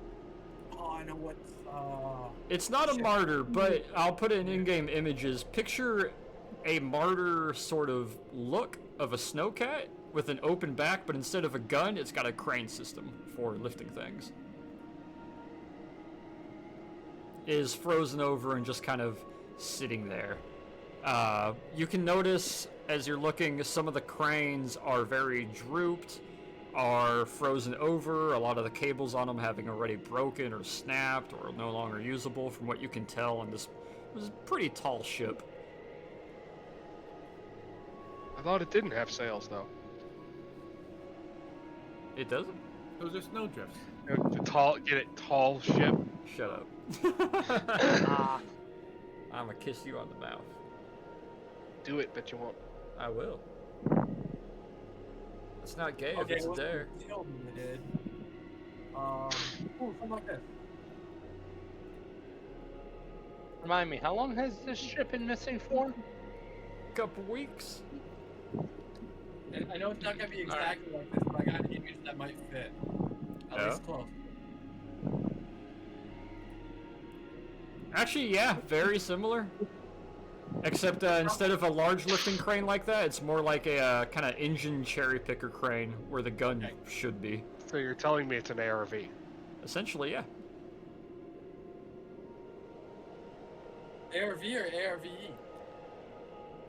A hypothetical 1930s ARV on a chassis and system that you don't quite recognize. Very the world's civilian, first very ARV. private, yeah. Very privately built. I don't think so. I think they had ARVs made out of Actually, yeah, they're probably a world for that. for World War One. There were, but they were very, very primitive. All I need But- is a crane. You got an ARV, you got the ship that's slightly listed, and it is just ice covered, and it's got snow drifts all up either side of it. It looks pretty worse for wear. All I can think of is the M113 or whatever with the bridge. Oh yeah, the Where's bridge that? layer. The permanent bridge layer. Yeah. That's all I There you can go. The first ARVs.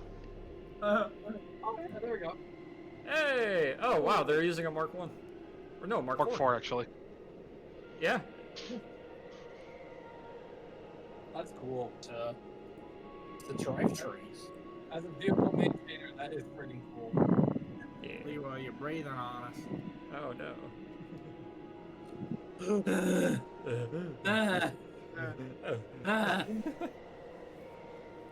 Alrighty.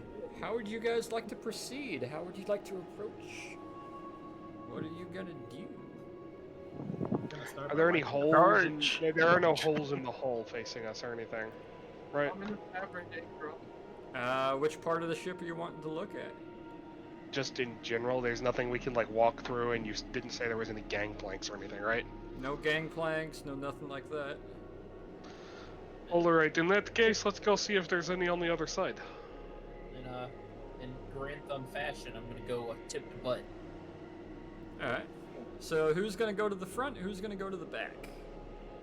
I'm gonna I go to guess the I'll go back to 'cause the- I like it from the rear. Huh. I guess I'll go to the front too and take a peek around the other side, see if I see any gangplanks or doors or such things. I'll go with you to the front. Yeah. Torin is going to tie that paracord around the handle of that pickaxe he still has with him. And try to chuck it up over the top of that railing. I'm checking out the tank. Alrighty. So, we'll kind of do this in process. As the three of you walk over towards the front of the ship, you realize it is not sunken in really at all. There's maybe about 4 feet of the ship that is sitting in this ice that is frozen up around it and drifted up on it. So you're looking at a pretty high side of the ship. As you approach towards the front of it, I want the three of you to give me an investigation, as we'll pan over really quick. Wilhelm, you walk over to this sort of crane tank ARV. Give me an investigation as well. I know everything about it. Actually, funnily enough, you do. Somehow, you can inherently tell, wow, this is definitely German make. This is undoubtedly German make. The treads, the track, the body, nobody has a, like, chassis and body that kind of matches the style. However, it doesn't match... transmission in the back. It doesn't match any tanks that you know of as of yet. It seems to be an entirely kind of custom, unique made design. You're trying to look at it for any like significance that maybe Porsche or Volkswagen or any of those. Yeah, Henschel. If any of those companies had any specific designs to it, and when you look at it, what you do happen to see is, give me un momento. Ah, there's. You see an AR. It's got written in 3 letters on the side of it, and ARF is kind of heat stamped into it. Do I know what ARF means? Give me a intelligence roll, and I'll see if I can spoon feed it to you a little bit. Hey! You look at it, jog in your memory, and you're like, ah, Alfred Richter Fabrication Factory? Wait, was Richter the guy that? No, he wasn't the guy. He was the captain of the Schwabenland and the one in charge of the voyage. Yep. Okay. So you're able to kind Hey, I of draw do- the idea. These are custom made by him and his group for I this didn't- expedition, it seems. Huh. Good to know. When I gleam all I can, I walk towards Torn and them. Alright. But with that investigation also, you realize it is an unworking facet. Judging by the fact that it looks like it dropped from the crane and landed very heavily, you can see now very frozen over, but where there was oil and engine fluids that had leaked out, it is relatively rattled in shape, and the crane is all drooped on the front of it. Actually- it looks like it fell the 40 feet down the side of the ship. Actually, I don't go over to Torn yet. I want to see if I can essentially procure any diesel or anything like that in any of my flasks and stuff like that I have. Give me a quick sleight of hand. Diesel gel. Damn. Well, if any of it was usable or still inside of it, you would have been able to acquire some. However, as you get down on a knee and start looking between some of the guide wheels on the tracks that are also kind of rattled, you realize it has entirely leaked out most of its fluids and has made nice icicles that run down, and you can see where some of the oil and fluid is frozen underneath the ice and snow drift underneath it. I'll remember about that. Okay. Now I will go over to Torn and them. Alright. We'll go back to the front group real quick, and then we'll pan over to the back group. Front group, as you guys are walking along with those investigations, Nikos, you don't really notice it, but Peter and Hachu, you guys can definitely tell it was outfitted to be an icebreaker. It can break through ice, it can break through obstructs and obstructions and things that might get in the way. If need be, it could ram. And you realize it seems to have done exactly that. What you're able to glean, though, is the type of metal that it is would imply that it's able to heat up really, really, really hot. And it looks like it did just that, because there is evident warping, there is evident parts where it's kind of drooped, but there is also some very aggressive scrapes, gashes, dents, more so than you would picture would possibly be on an icebreaker. Judging by the way that it's landed and how violently it seems to have broken through the sort of glacier behind it, it absolutely just pile drived its way through a lot quicker and more haphazardly than it was supposed to. It's got almost Godzilla-style scrapes going across the front of it where it hit ice and terrain that it shouldn't have hit nearly as fast as it did. Godzilla? Where? Where is it? Where? Gojira! Where is he? But as you guys continue walking around it, you just see a huge amount of evidence of denting, scrapes, scratches, and gashes in it, having taken a whole lot more damage at higher speed than it ever should have. However, outside of that, other than some of the ice building up on it and some of the icicles forming on the corners and over some of the overhangs, you guys are able to circle all the way to the midsection on the opposite side without seeing anything really of note. Then pan to the back group before Wilhelm joins you guys. Thorn, you're trying to tie a rope to a pick? Yeah. All right. It's hook shaped. Give me a sleight of hand. Yeah, it's a good enough tie to be able to hold you up and maybe one other and try to climb it. And you're gonna try to toss it up to the edge of the ship. Oh yeah, right over that railing, which I presume it has. Give me strength. Oh. Goes up about 20 feet, hits the side, falls back down. You have to give a half step to the side as it lands in the snow next to you. Just gonna try again. Give me another strength. He's gonna hand it off to fucking Leroy. You make it about 22 feet this time before it tink and falls back down the side of the ship. Without saying a word or looking back at him, he's gonna hand it off to Leroy. As you hold it out to Leroy, Leroy, you were wanting to look at the back of the ship and kind of check out this area, or Look at its mammoth rear. I just want to get my hands on it. give me investigation. Be careful you don't lick it too much or your tongue will get Oh, stuck. Jesus. His tongue has gotten stuck. There is You went through the a hole. lot of snow drift on it. There is a lot of terrain. There is a lot of ice built over. You might have found something until you heard ting, damn it. Ting, damn it. And you look back over and you see Torin trying to toss this pickup as he's holding it out to you. Ow! Fucking kobold.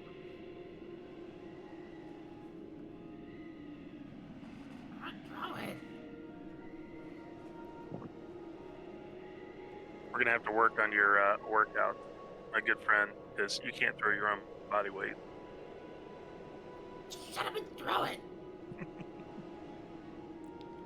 You gonna try to give it a throw, Leroy? Yeah, sure. I'll give it a throw. Give me strength, something you are also proficient in. You make it a whopping 22 Smartass. feet as it ting, and it falls back down between the two of you in the same, literally in the same hole that it made previously. You wanna try again?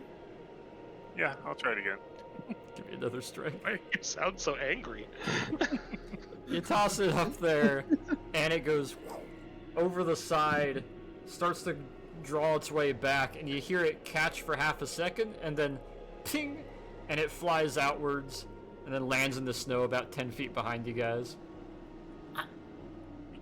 You pulled it wrong. Alright, third time's the charm. Wilhelm comes walking up to you guys at this time as you're tossing it for a third time. Give me another strength. Give me that. No. Makes it about 24 feet. Wilhelm, you walk up as he chucks this pick, and you see it just kind of bounce off the side of the ship and fall back down again. Damn it. Wilhelm, throw this. Torn throws it, and he just throws it straight at the side of the ship. Just Leroy tries to throw it again, and it goes a little ways at a weird trajectory. It's got the perfect cascade to it, but not nearly the inertia behind it. So it just kind of whee. See, I'm gonna look at Torn after that throw and say, you got picked last on the Cobalt football team, didn't you? You got picked last on the cowboy team. Wilhelm, would you like to help them? I think Wilhelm got kidnapped. Wilhelm. Do us They three got over him. Hear the damn. Hello, my name fuck is Yeah, the ship. we do. Oh, can we see what's behind us? I was guess gonna if we say, come as out- you guys are walking across the other side of the ship, you hear a ting, ting,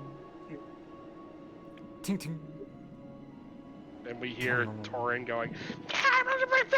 You hear over the wind a very faint Donnie from Cobalt Donnie from Thornberries on the other side of the ship. No. No, that's not what you hear. That's not what you hear. No, the DM is wrong.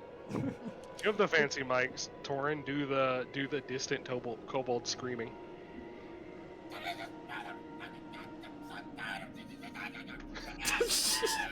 There you go. My immersion. There you go. Fantastic. You hear that- as you hear two more. Hey, look, give me 5 minutes, okay? You need 5 minutes. Yeah. Uh, There you go. It's about as long as it takes for him to get Well, done. the kids and my wife just got home, so just give me a couple minutes. Keep Alright. going on without me. Just I was gonna say, do we want to just take a 10-minute we'll break? take now? a quick 5 to 10 minute break. okay. Thank you. You All right. I'm on the edge of my seat. I want to know what's on the other side of the ship. It's the dark side of the ship, guys. Spooky. Pink Floyd, The Dark Side of the Ship. the dark side of the ship. All right. I'll be right back then. Alright. I'll pull this up on Yep, I'm stream gonna real grab some food quick. and drink. Go for it. Maybe some cheese and grapes and pepperoni slices. Wow, fancy. Yeah, That's like redneck I am a food. gentleman, my little eggy friend. I can't even think of My what I little want to say. yoke friend. The new Dragon Age game apparently gives everyone breasts, but doesn't let anyone have an ass. That's hilarious. I'm I just didn't even know there was a new Dragon Age game until just now. Right. Check out the stream real quick. I want this to be Torn with the pickaxe. God, no. No.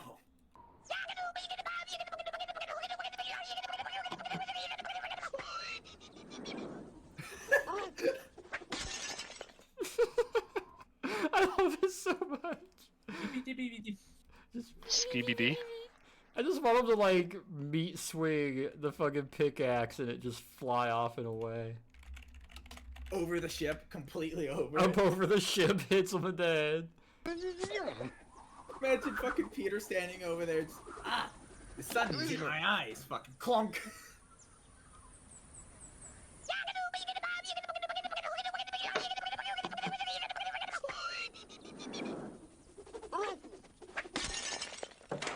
Did Donnie just throw a plate? I was demonstrating an ancient Aboriginal sport. I'm sorry, dearest. Don't be. Your mother gave me those plates. I'm sure that show actually aged really well. Oh, it did. It's got some good shit to it. It's good. That guy, 5-minute break is turning into a 20-minute. I was gonna say, yep. Now that our charcuterie is We're back now. prepared. Okay, we're back. Yep. Yeah.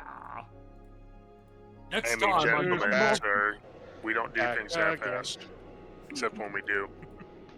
And we can't say shit about it. The only thing you guys do fast is jumping out of a good plane. All right. I was We're angry. just going for it. Let's do it. I have feather fall. Right, anger, right. Get angry. Pickaxe. Little short shit. Fucking mango. Speaking of which, Mango, Ango, what more we doing? like it. Hango? Ango, You 'cause guys he's already angry. started. Is he Hango? Hey, if you tie a rope around him, is he Rango? Jesus. As we resume, the three of you are walking around and you hear distant yells and slight tings across the outside of the ship. As you're assuming they're doing something on the other side as you continue to circle around. The outside still has some scrapes and marks against it, but is largely iced and starting to freeze over more. Nothing really of note that you've seen yet. The last thing we did, I believe, was Wilhelm walking up to the two of you in the back. They're struggling with trying to throw this pickaxe up and over. Why are you using a pickaxe? It's got a rope tied to it. Oh, you didn't expose the area on the other side of the ship to us, since we're over there. I did. Oh, That it? that's all we're getting? That's all you're getting for right now. There's definitely monsters in the darkness. Hey, why are you having to use a Because that's what I have. I have pythons on me. Do you want me to just knock pythons into the side and we can just climb? No, Oh, okay. it's metal. How is that going to work? Pythons are sharp. They're not I have a that hammer. sharp. I assure Okay. you, the hole is stronger than your. Wilhelm has infinite, whatchamacallit? Python? Fucking, no, not pythons. Like you believe that you can do anything with your, pythons. Yeah. Self-confidence. Nobody ever Yeah. wants to use them. Confidence, that's it. Yeah. Infinite confidence in your pythons.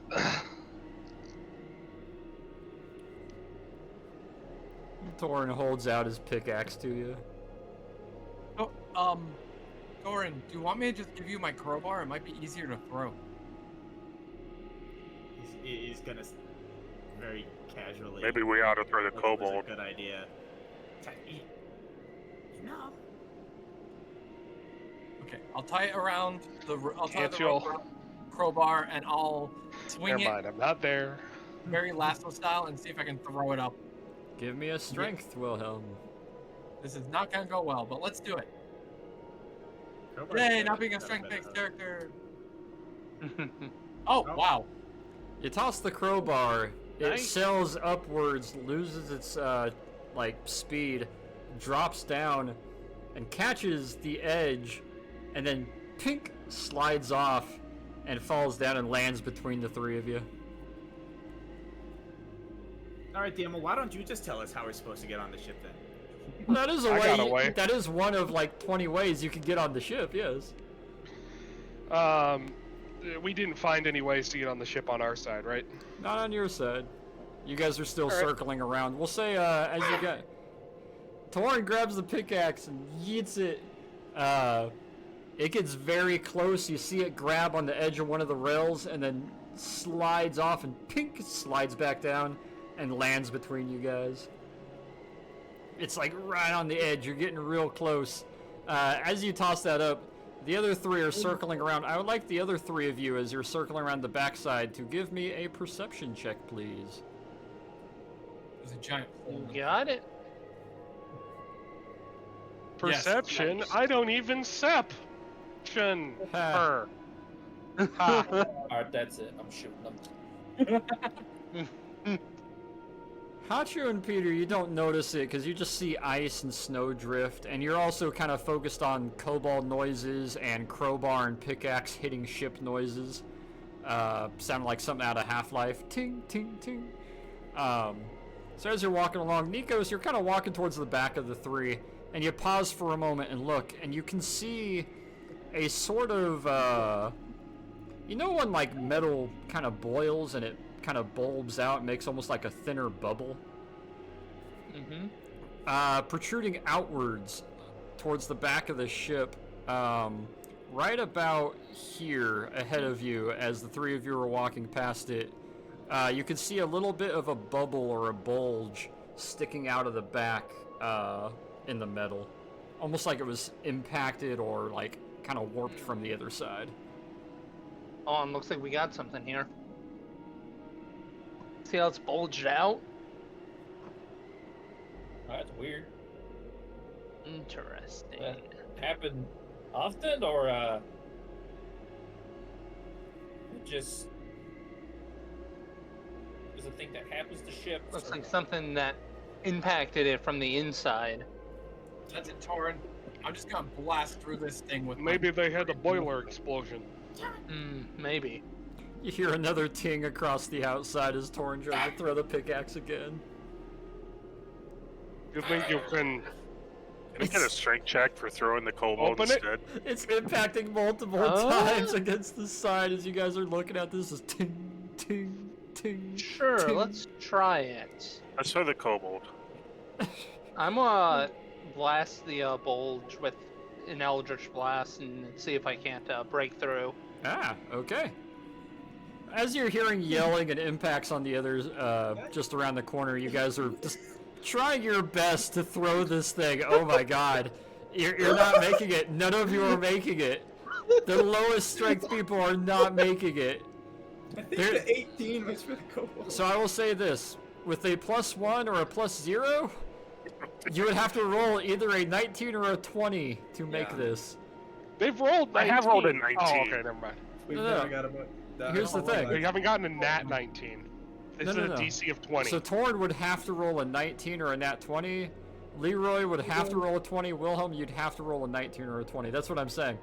You guys physically can't get the number needed to succeed unless you, like, crit it. And I don't see you guys critting it anytime soon. And now I imagine they just have a whole bunch of just tools they found. There's a comic went back to the ARV and just started ripping pieces off to throw up there. Oh It's my like god. tangled ropes and like everyone's fucking pissed off. The breaker bar, the fucking wrench, the edge of the like pick, or just throwing it against the side of the ship. You're crossing your line with my line. Step back.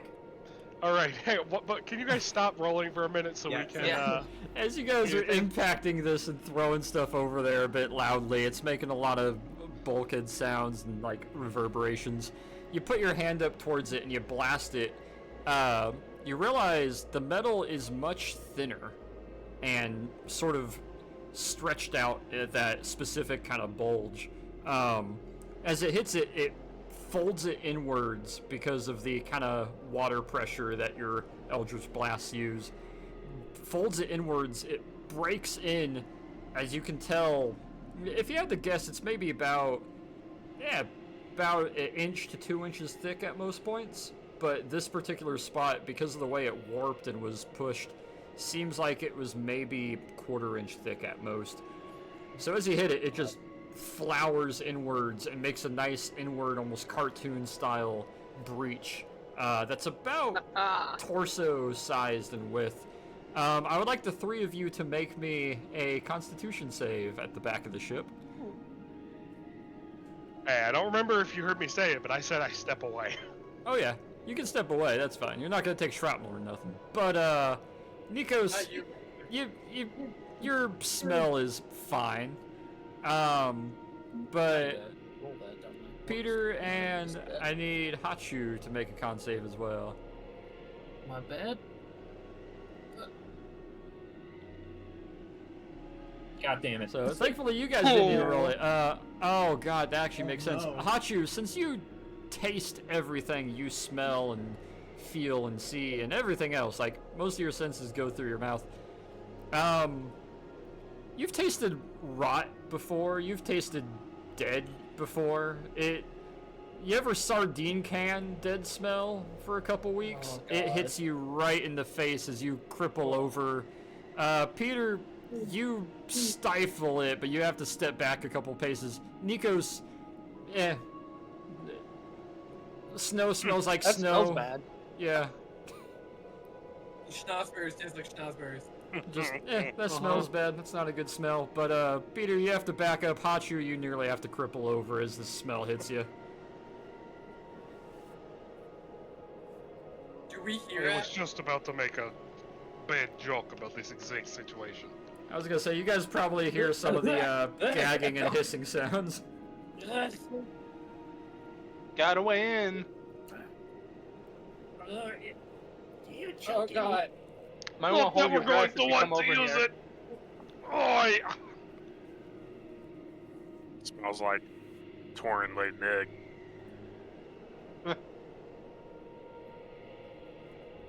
And egg broke and died. Just gonna punch Leroy in the stomach.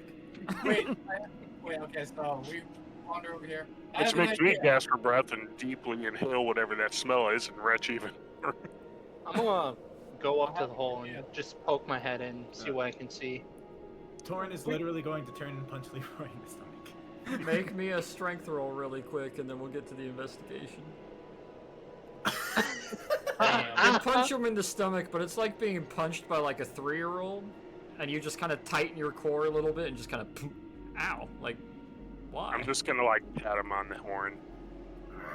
Like a good little kobold. There.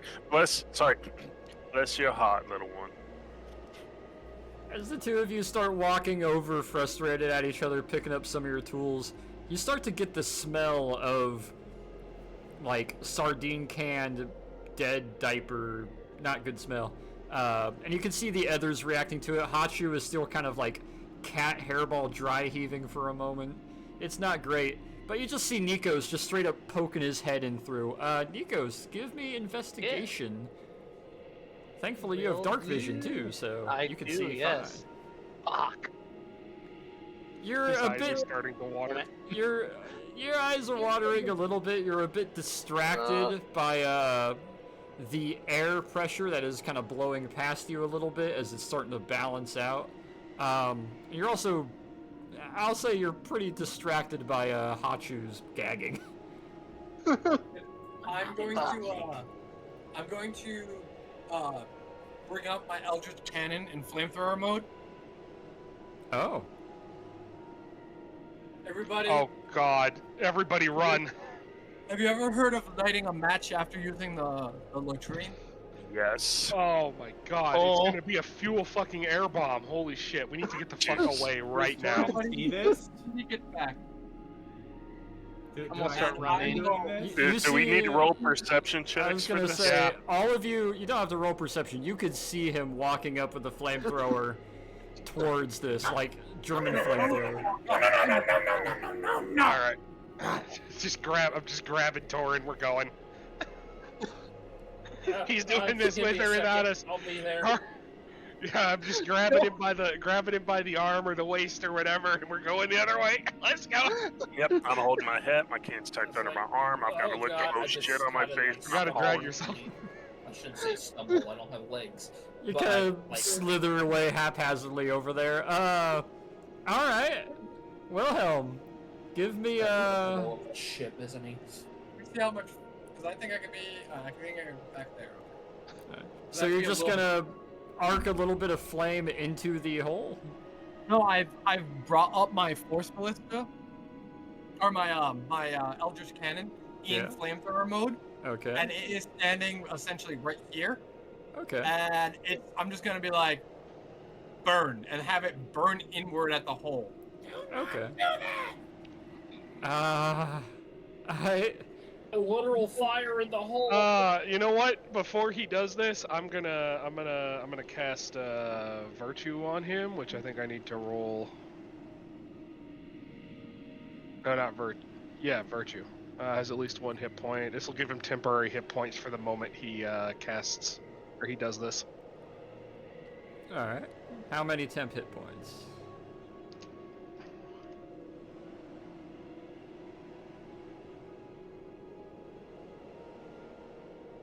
Nine. Alright, you get 9 temporary hit points as you kind of feel yourself bolster. You see the flamethrower aim its way up and fire a quick little stream, and it kind of arcs outwards and hits the side of the ship, melting some of the ice and heating it. A lot of it splashing around the edge of this new kind of inward impact hole that is created. And you hear a dull sort of metal creak from the back of the ship run all the way through to the front of the ship. A very dull shake and stress sound. And then the flame stops and you hear a vroom. I would like you to make me a very quick dex save, Wilhelm. Okay. We just see him get flown back all the way, like as the flames Everybody go in, get down, feet towards explosion. as the flames go in and you hear the creaking and groaning sound, as the flames stop, you hear a vroom, and for a half moment you are not pushed back, Wilhelm. You are pulled forward as it works like a very, not strong, but a recognizable vacuum for half a moment as everything inside becomes... the space needs to refill with air once again as you are pulled forward into the snow. Not dangerously or anything, doesn't hurt you, but you barely keep on your feet as it pulls you about 5 feet forward into the snow onto your face. So does that mean my thing, because it's a small or tiny thing, it gets sucked in? No, it was digging its way into the ground. I'd say it'd be okay. Okay. But you can see a lot of the snow and a lot of the air around it is like violently sucked inwards for a half moment. And then you hear a loud creak and the ship starts to settle a little bit more. And then you get 2 of those really loud superstructure pops of it starting to settle. And then it goes violently silent. I have to say it. Okay, now you can go. Okay. Well, shall we go in now? The smell should be slightly better. it better be. Well, it didn't blow up, so that's good. Can I roll Arcana on that? Sure. And what I'm gonna do, as I'm gonna take out another torch. I'm gonna light it. I'm gonna slowly approach the hole, holding the torch as far in front of me as I can. As you approach it, you can tell there's a little bit of air being pulled inwards, but it seems like it's pretty well regulated and flat. What do you want to check with Arcana, Torn? Something to do with this hole. It seems to have greatly warmed very briefly with this. I feel like there's some sort of amplification or something in place. With the hole itself? With the ship's hull, with something in it that allows the hull to be superheated. Perhaps magic, perhaps not. This one's not so much Arcana. It might be. But looking at it, you can tell in some way, shape, or form, the hull of the ship seems to be able to be heated or warmed up in some way, especially the front icebreaker portion seems to have a way to heat up, and it seems, judging by the flamethrower hitting it and the sort of eruptions inside, it seems very capable at handling high external heat on the outside shell.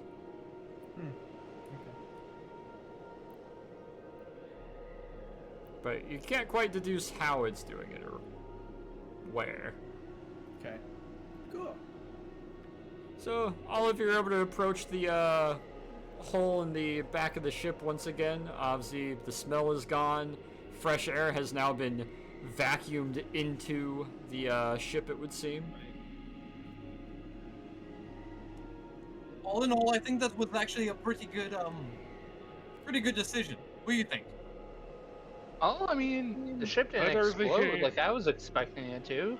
Better So- than the alternative, I guess. You fried whatever electronics or documents were in there. Hell. So that means no radio, right? Hopefully that It one should be in the superstructure, rather than inside the hull. Some ships have radios under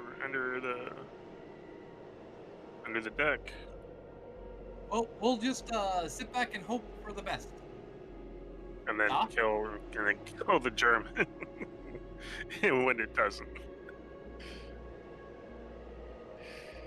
Yes, we have many Germans that, if they're not dead already, we can kill. Yes, we'll tie. If we find out that everything inside has been burned to a crisp, we will tie you inside it, and then we will let the kobold do this to you. Wait, what? How does that sound, Kobasa? I think that that is not preferable. Also, You will how long become a does- cooked sausage. But hey, it doesn't How about we smell go bad with it now? anymore. So I have the torch, and I lead him from me, and I just make my way into the ship. Give me a quick investigation check, Wilhelm, as you lean your way in through the torso-sized hole. Did the hole get any bigger with me essentially vacuum opening the Nah. back? It curled a little bit more at the edges, so it's not as hostile towards flesh. But you're able to put the torch in, and then you kind of lean in with it, and you start kind of crawling through. And give me a moment here to... So let me put all your stuff around where you guys would be kind of entering and peeking. As the entire ship explodes, we have to restart. EPK. Roll new characters. That'd Force be- domain dwarf. Hilarious. In the top right, you step through into the back room. It's very dull, dark. It's very dull. Everything smells like it was recently heated up very quickly. And with that You smell burnt investigation, as you flesh? step in, you look to your bottom right, and you see a more freshly heated, still slightly iced over and mostly frozen. You can tell you definitely heated any of the frosting on the walls, so it's a little bit moist. But you look to the bottom right, right next to you, where the original bulge outwards likely was, is a whole bunch of burn marks and arc torch marks. You can see 2 large containers next to a couple of cables and tubes that go to a arc torch, and that is grasped in the long mummified, frozen, freeze-dried hands of a sort of uniformed raisin of a person who is sitting in sort of fetal position with their back against the wall, just underneath the just beside and underneath where it seems they were trying to weld their way out. What the? Ooh. Well, if you guys make your way It in here, has not been long enough for someone to look like that. if you make your way in here, you can see that there's kind of a oh, we found the guy who's trying to get out at that bulge. Why would he be trying to get out? Probably because he was stuck inside. Does everyone else make their way in behind them? Yeah. Yeah. Yep. Alright. I'm gonna take a look around outside first, and then I'm gonna mutter Yeah. aside to Torrent that I actually managed to get my throw on deck as we go in. What you did? Yes. What? you got several on the deck, but they never. You all got They several never on hooked. the deck, but you never hooked anything. It's my parting passive aggressive win for the argument. Yo, But, there's the cannon. As all of you step inside except for Oh, Peter, who's still staying outside looking, and we'll get to that in a second. As you all step in, you're able to see the same thing. You kind of have to step past and over him a little bit. All 5 of you on the inside, give me a investigation. Do you want me to give you another one? Yes, please. Almost said intimidation. Oops. Intimidate the corpse. I know, right? Roar! He's already intimidated. Yeah, I'm And- scared the fuck out of that shadow. Heh. Alright. As the 5 of you go inside, you take a peek. Thank God for +7. We also need... Who are we missing? We're missing Leroy. I need your investigation, sir. Or he's making himself another tray. Yes. No.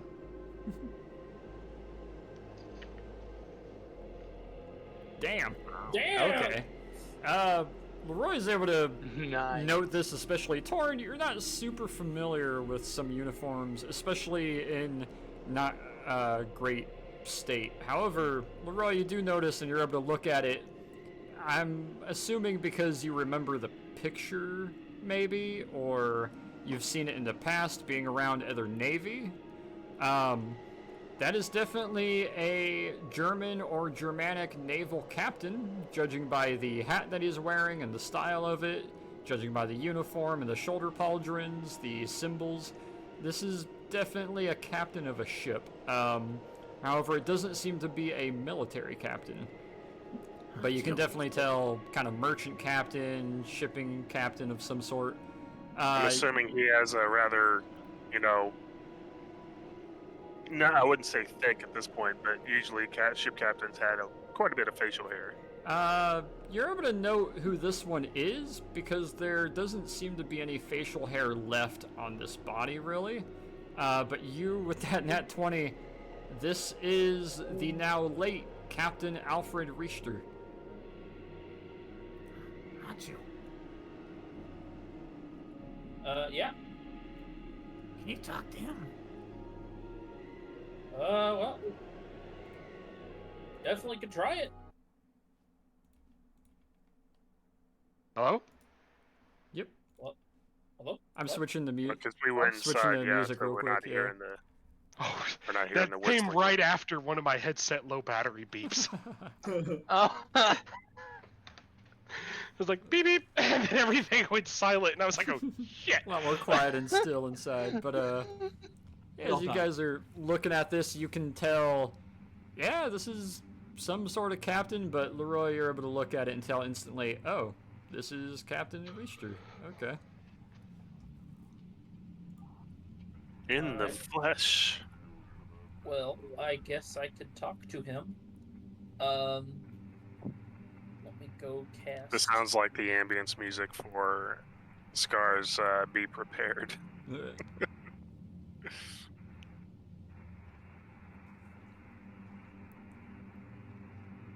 Wait. Before you talk to him, remember, we need to be real specific with what we ask. Any one of us can ask the question, so. It'll be like iRobot. I'm sorry, my response is limited.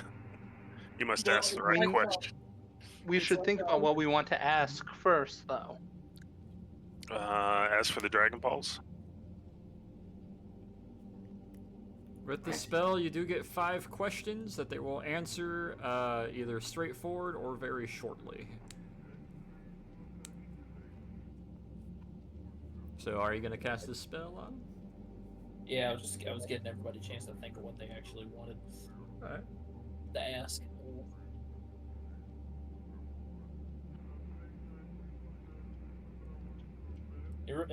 Alright.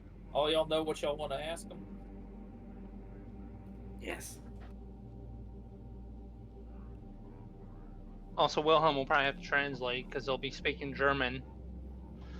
yep. I am not fluent in German. I am. Oh, last time we tried No, this, no, it spoke shit, English to us, but They speak in whatever language of the caster. No, okay. So Alright, he'll then. be speaking in Oh. English. Well, if Okay. they speak in the language of the caster, what about Pollux? Yeah, once he answers in Abyssal, what the hell y'all gonna do about it? Run for the hills. Well, I'll hear. Yeah. I mean, I'll understand it. Cast me the spell, and I'll give you guys a Alright. description. Cast me the spell, man. I like your funny words, Magic Man. Right. As you reach your hand out, you see a little bit of a kind of spectral, sort of foggy skull reach out from his hand, much like many of his other spells, as it impacts against him and kind of wafts outwards and dissipates. And you see the body give a couple cracks and groans, bones and parts that haven't moved for a while, that have been very dried and almost like cold mummified, kind of creak a little bit, and the head rises up a little toward, kind of look in your guys' direction. The eye socket's now long dried and hollowed out, and the jaw kind of creaks a little bit, the hat drooping a little on the side of his head, and is kind of blindly looking like left and right towards all of you. Oh, that is disturbing. What? No. Why were you trying to escape this ship?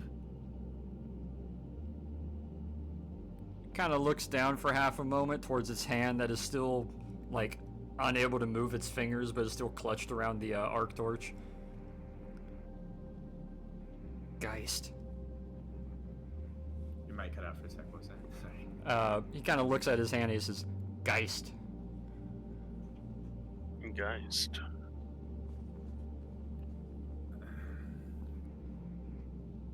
He's not going to be very helpful, is he? No. I just put my hand I up 3. Just kind of look at Wilhelm. What does he mean by Geist? What is a Geist? Kind of looks up towards you for a moment. Schneller Geist.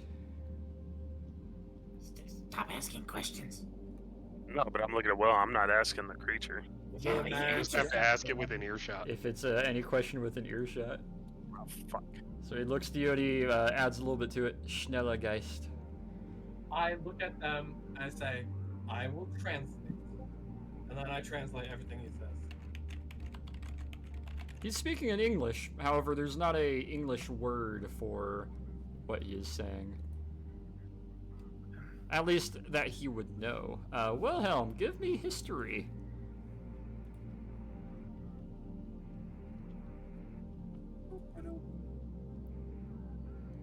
Hey, one just enough. So Schnellergeist is the more traditional old term for something, and I will DM this to you real quick.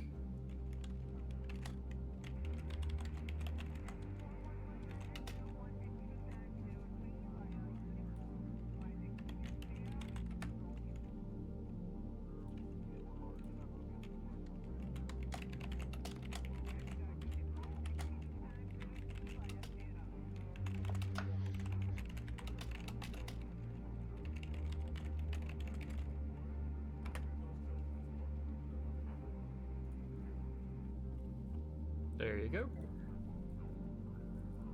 Oh, a Schnellergeist is... It's like a ghoul or a ghost. It's also known as a Schnellgaster. It's some type of apparition is what I can gather from what he's saying. Very quick apparition.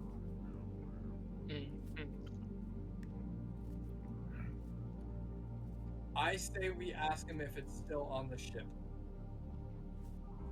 Wouldn't have laughed.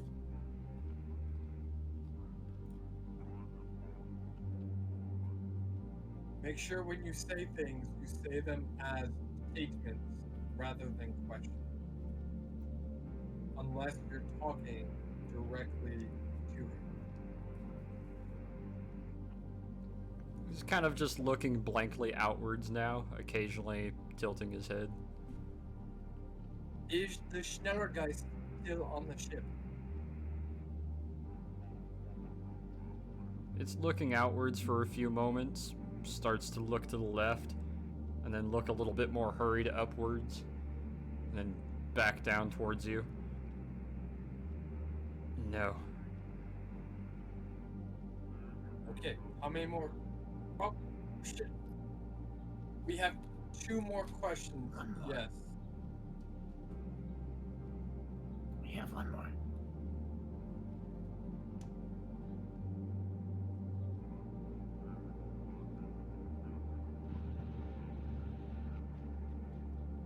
And someone asked him other things.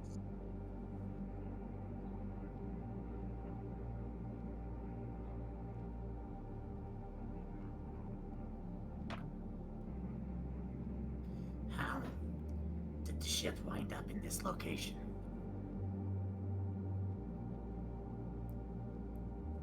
Kind of looks up towards you for a moment with those hollow sockets. Don't be sassy. Fleeing. We crashed. Oh, I hate you. And then I don't head know what starts you were to expecting there, man. droop a little bit, and the magic letting off, you hear that sort of wooden kind of gristly crack as the neck starts to settle and the head is now hanging towards the chest.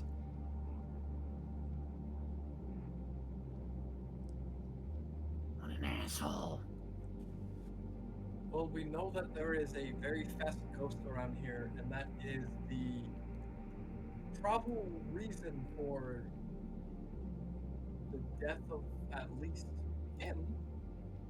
And I'm If this assuming- turns out to be Shadow the Hedgehog, I'm killing you in real life, Nox. Shut up, it's not Shadow the Hedgehog. Speaking of people on the outside getting wind blasted, Peter, what are you up to? I just kind of have the feeling that something else is out here with us. So before I go inside and follow them, I want to take a good, solid look around. Spend a few minutes doing that. Give me investigation.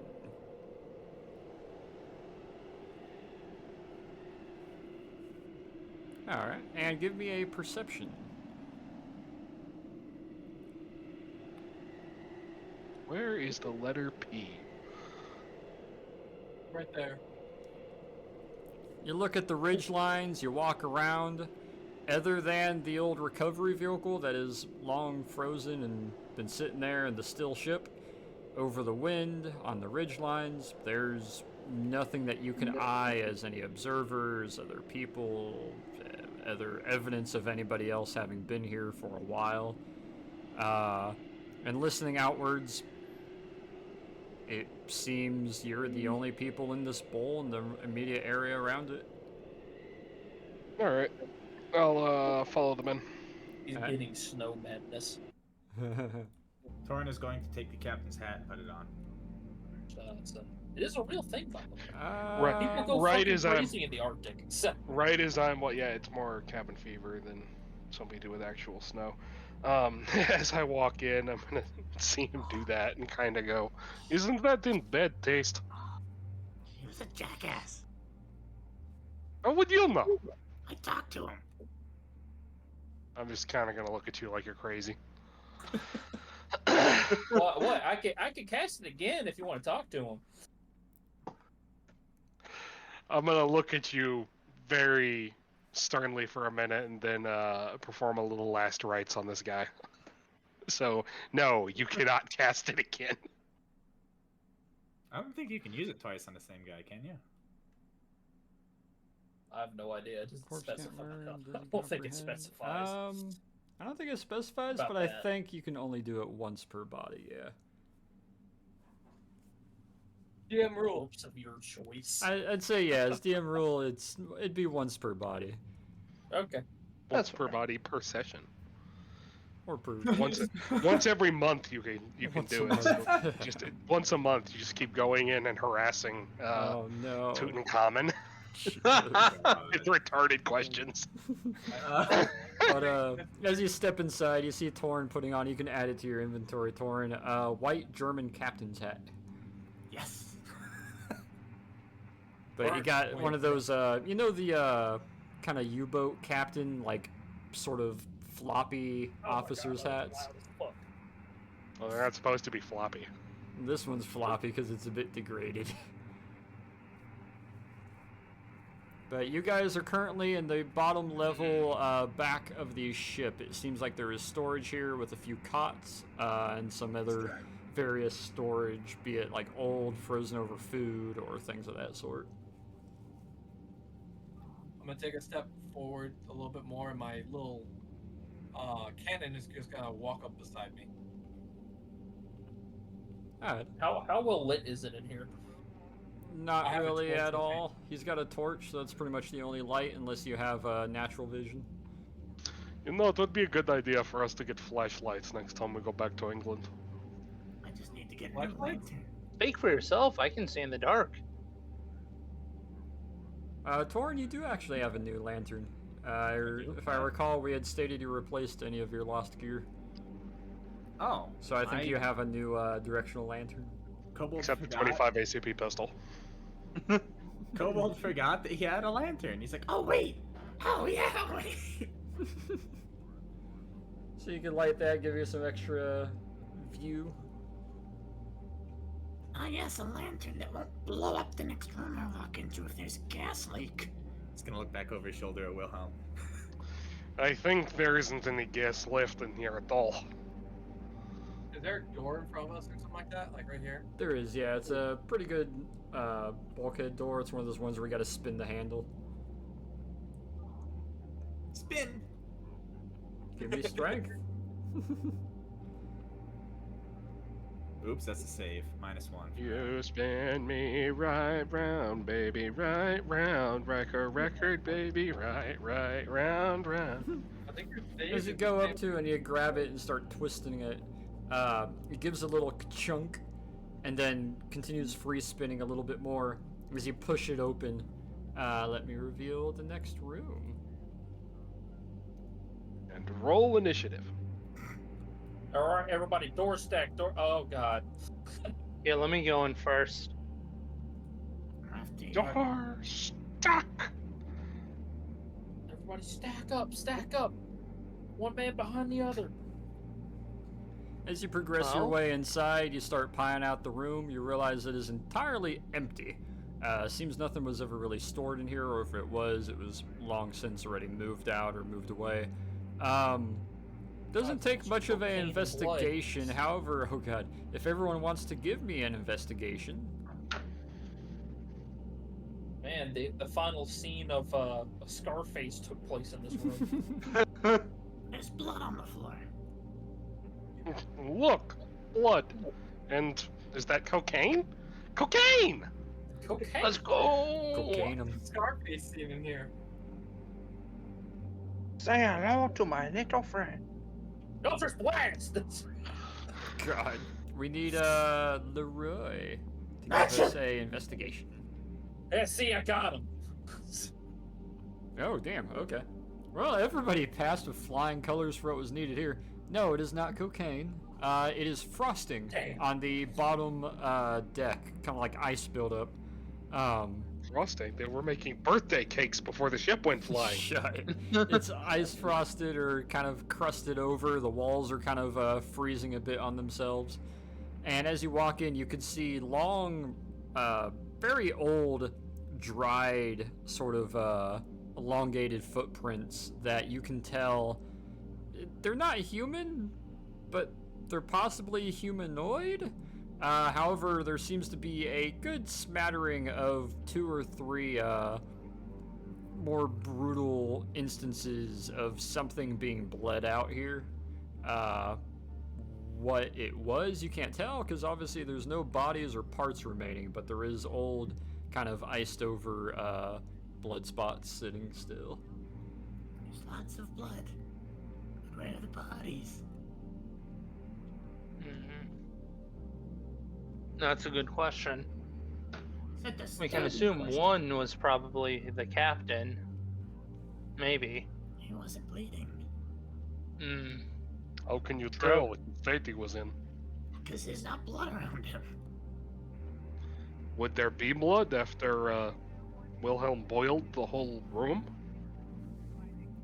Good point.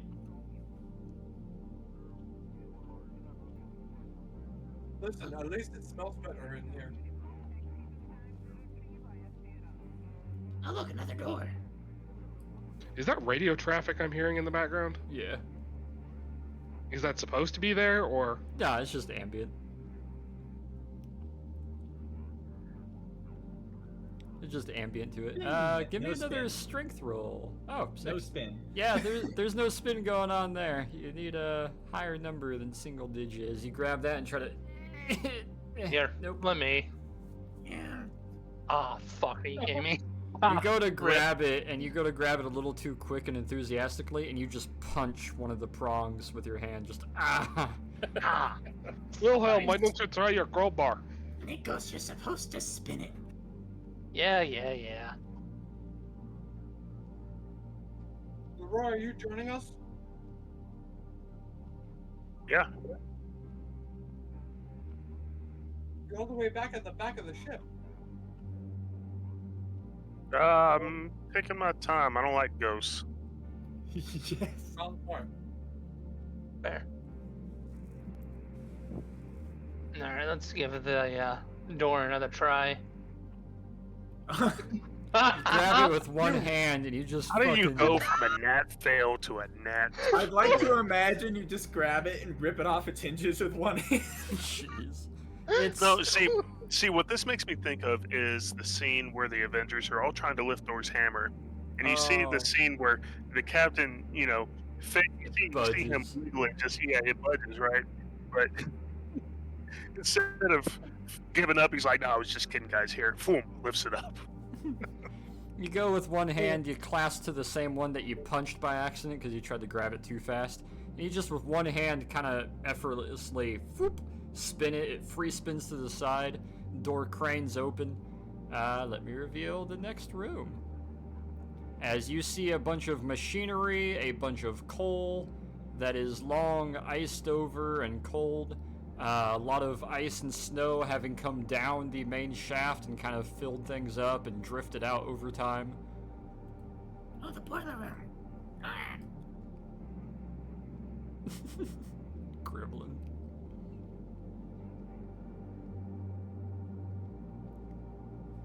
However, in here seems to be simply piles of coal and a long iced over and inoperable boiler. Inoperable, he says. I cast firebolt. I have a flamethrower literally on me. It's just sitting on your shoulder, dripping napalm down every now and again.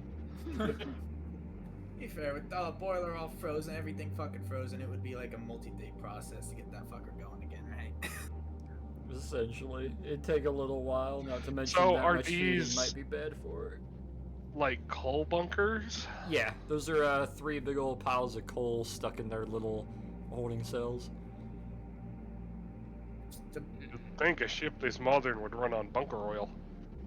What's the boiler set to? I mean, like the valves that make the Wanna go give me valves. investigation?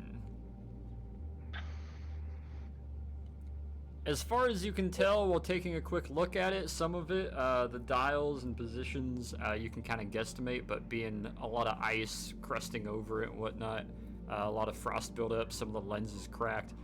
The best you can tell, the last moments this thing was running, it was on full speed ahead, fuck it, power. This Is you go.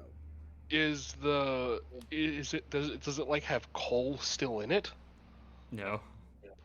So it burned out the last of its coal then. Yep. And whatever happened in the last moments, the crew abandoned operation. Yeah, the ship ran itself cold. There was no one driving.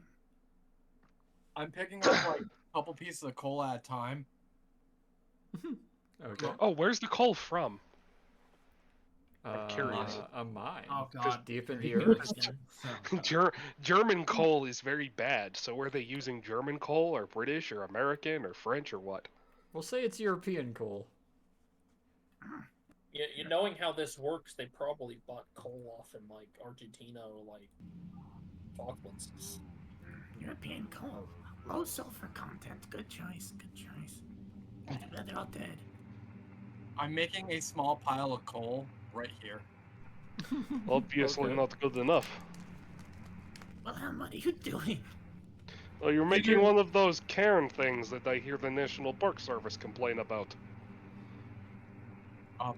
Peter, you might just want to move. Do I want to know? No, but that's okay. I'm gonna go over here, and I'm gonna have my little guy just light like a tiny like fire on those coal pieces. Alright. He sprays a tiny It's only, little like- stem of fire as it casts over it. And it's burning on top of it and crackling. You get some of that coal smoke rising off of it. And they start to slowly turn white at the edges and start to kind of crest over and start to slowly heat up. You're getting smoke stains, more smoke stains on the ceiling.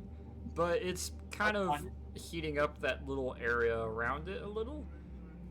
Yeah, that's all I wanted to do. I wanted to put like 8 pieces there and just like light a small fire. Kobold is gonna kick the fire out. God damn it. Listen, listen. The ship settles more the more it warms. There's a hole in the back of the ship that we came through that is probably below the waterline. Do you want to drown? Was it below the waterline? If the ship was actually in water, yeah. Well, I figure if we make it up to the top deck, if it starts to sink, we just jump off. We're not at the top deck yet, are we? I feel like a tiny little fire like that isn't going to melt all this ice. Seemed pretty impressive if it did. I have seen a lot of ice in my life, and that is a lot of ice. That is not a lot of fire. It is next to a whole lot of coal. I'm sorry Torrent's being mean to you right now, Wilhelm. I'm not mad, I promise. I know. Okay. Alright. Okay, let's. I'm gonna go up to the door and open it. He just makes a nice little fire and then Kobold comes and kicks it over. Give me another strength, Nikos. As Yep. they're all kind of looking at that. Oh yeah, you grab it with 2 hands, give it a little spin, cracks open, and the door opens on up. Opening the next door. You're greeted to a nice sight of a room of some cages and crates. Oh, that's lovely. What is it? Oh. Are those legs? Are there anything in the cages? I would like everyone to give me an investigation as you enter. Oh boy, I feel right at home here. Sarcastically. Alright. He got you. You want to talk to him? I I've think that might never be a bit known hard. legs to talk, but hell, Intestine just I might wiggles as a well bit. try it. I mean, I was joking. Please don't. I just started Please don't. poking it and said, "Hey, you want to talk to me?" Just start poking him. It is the lower half of a very lacerated and forcibly... It wasn't a cut sort of splitting. It was a by force and multiple like grip points pull apart sort of separation. As you guys look around, you're kind of peeking in the cages and at the crates.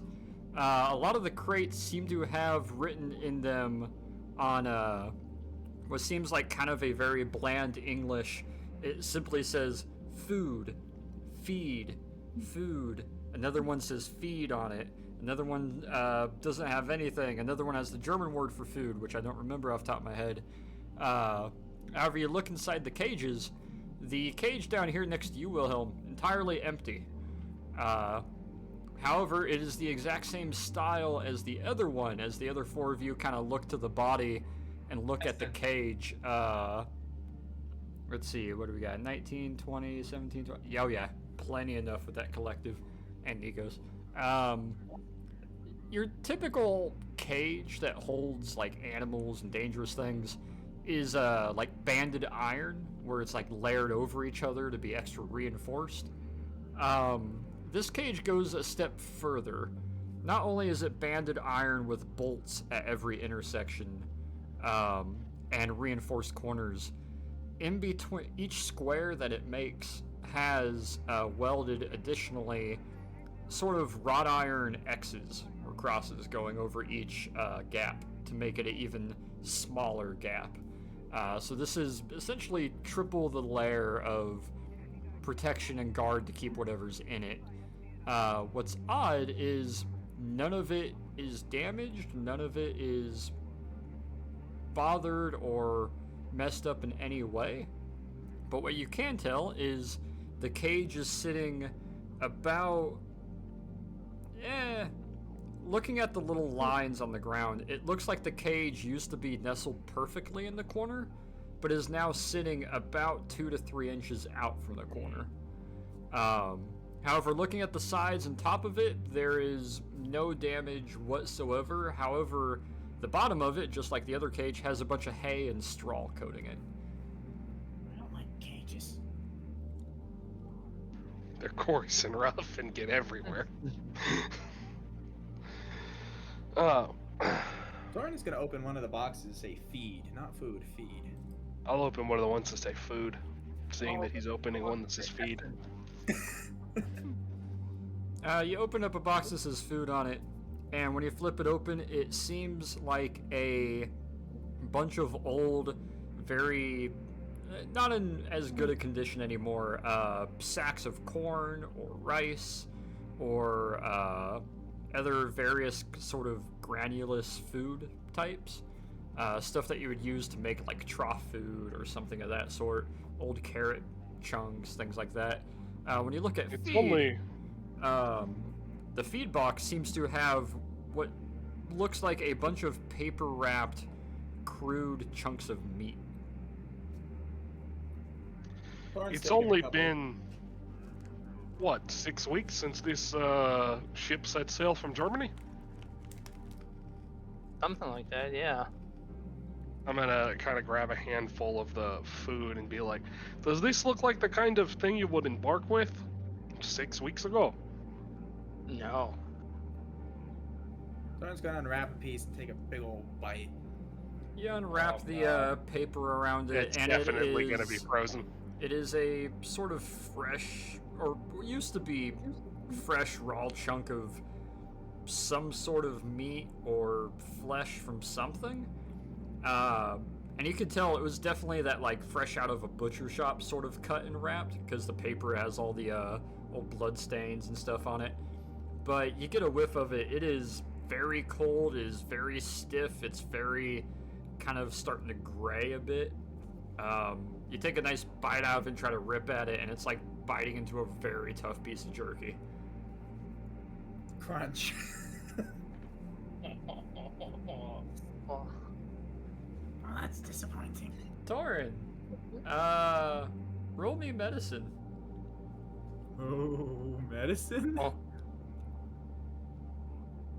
Oh man, I feel like you just made a massive mistake. What was that wise? Does You should anyone probably else- wait until I purify these things. Does we want to eat them. Actually, you know what? Peter, you would have medical experience. Give me a perception roll, please. Perception. Just barely. You're kind of questioning what that is or what it's from, and you're like, that's a bit odd. And then you see him bite into it and start pulling it, and you get a good notion, judging by the tendon and the sort of viscosity, even though old. Thorin just took a big chunk out of some human's leg meat. Thorin, that is a man's leg. Please it spit is. it out. Like we got a cannibal. Run. Take another 2 chews and then spit it out. He still gets to eat a bit of it. Why? Why? Why? What was your first reaction to pick it up and eat it? It's food. It was in a box that said food. What did you expect? Do you often eat raw meat? Sometimes. Do you often eat raw meat that has been left out for God knows how long? Sometimes. I thought you were a could've lizard, gone not a with me. raccoon. a problem with me slopping down my bowls at the dinner table.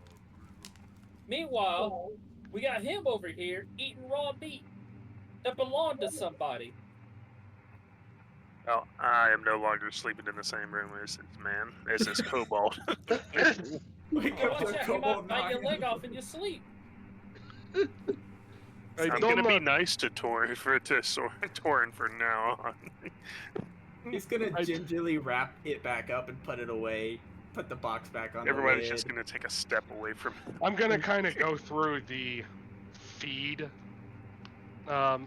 thing and see if it's just a bunch of legs, or if As you kind of if look it- through the one crate that was open, and you kind of sort through it, you can get a general notion that it is a lot of very crudely pulling apart, wrapped up, and thrown in there to be kind of like tossed food for something, but it is almost entirely of human consistency.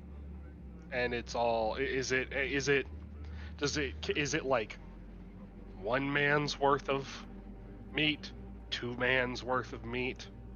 In Are this there like one 7 box- legs in there? In this one box, it's maybe half a dude's worth. Is it all like one dude's worth, or is there like a black man in there with a white man? Well, there's no skin on it, if that's what you're asking. Okay. Okay. I'm gonna quickly go through the other crates labeled feed and see if they all I'll also have. help you with that too. You start to crack these Man meat in open, them. and after a few minutes, the room's starting to smell really not great as these things are able to get more air. Should be frozen though. You can't if it's gather. It is cold and frozen, but it still don't smell great. Frozen meat still smells like frozen meat. Yeah. Especially when it's wrapped like that and it's bad and it is just raw human. Yeah, you guys crack these open. It's not great. You're starting to realize it is a bunch of haphazardly wrapped up chunks of human that seem to be wrapped in that way that you would like toss to an animal or something like that. You can't really gather how many people's worth, but there's chunks ranging anywhere from arm to leg muscles to things of that sort. Well, a lot of your larger chunks of body with more meat and muscle to them. Not necessarily like limbs or hands or things like that, but more so the core muscles and larger muscles. How much food is there? You got maybe, albeit a bit frozen and kind of stale, you have around 4 of these crates that just say each food on have them? that just say food on them. Each of them have anywhere from 4 to 6 larger couple pound sacks of rice or corn or meal or oats or things of that sort. How long could that possibly feed the crew, do we think? This is an open. How long do we think this could possibly feed the crew, not including what may be the crew? How many crew? Do we remember? Let's double check here and see in the briefing. Let's see if you guys were actually briefed on how much crew. We'll probably double check the recording and it was in there, but I want to double check if it's in my notes for what I have released to you so far.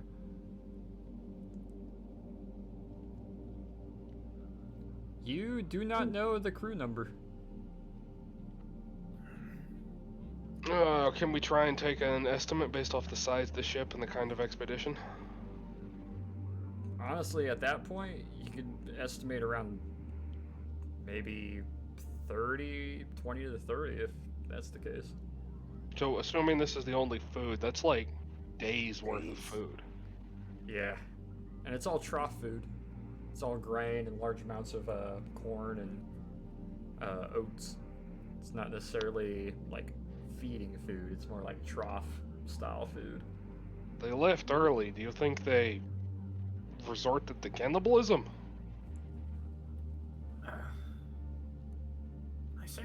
Not... The captain. I mean, it's possible. There's a lot of people around here. There's not any people though, and that's what worries me. I meant there are chunks of human around. Let us Along with- see if there's any more in the next room. Alright. Hey, y'all want me to talk to these things too? I mean, y'all asked about the legs. Spin. Like a record, baby, right, round, You spin round. this like it's on a free floating hinge. It just fucking Kicks it open. yeah, it goes flying on open. No, we left Leroy all the way in the back. Yeah, he doesn't like ghosts. He's hanging out in the back, kind of checking things slowly behind you guys. It spins open, crashes over some of the frost and some of the ice on the ground and over the boxes, and you see a whole bunch more boxes. These ones don't require any investigation, really. You can tell this is the actual crew's food, or if it was still good and not cold and frozen over, but this seems to be a bunch of crates of like actual vegetables and actual preserved canned foods and actual kegs of some sort of liquids. We're trying the taps on these right now. You twist the tap on one? Yeah. Give me If it pours, it's alcohol. Yeah, you crank it open. So this Give is all, me- sorry, I had to talk to someone in real life, so this is all food in here? Yeah, this is all like actual food. Albeit a bit rotten and old and frozen over, this is the actual food, it would seem. Torn, as you go Mute your over... mic, James. Croissant? Croissant. Croissant. James, mute his mic challenge impossible. Sorry, give me a second, guys. Have a As you 20-minute guys, break. As you guys step inside, Thorin, you go to twist this little knob, and nothing comes out at first, and then very slowly, you start to get sort of a... It's kind of like a oozy black sort of material. Give me a investigation, Thorin. Molasses. Don't think you want to drink that. Funny you say that. It is actually molasses. Yeah. Oh. Is it all molasses? Do you twist another one? Yes. You start to twist that open. Nothing comes out. We're going till we find nothing or alcohol. You're gonna start twisting all of these. The molasses still pouring out of that one slowly onto the ground. Yep. I'm gonna go behind him and close all these off. You close it off as some of the molasses drips to the ground. You manage to go through each of them like a little grabby hand kid, just kink, kink, kink, kink. None of them are pouring anything. All of them are still. You get to one, and you go to twist it, nothing. Hachu, give me a perception, please.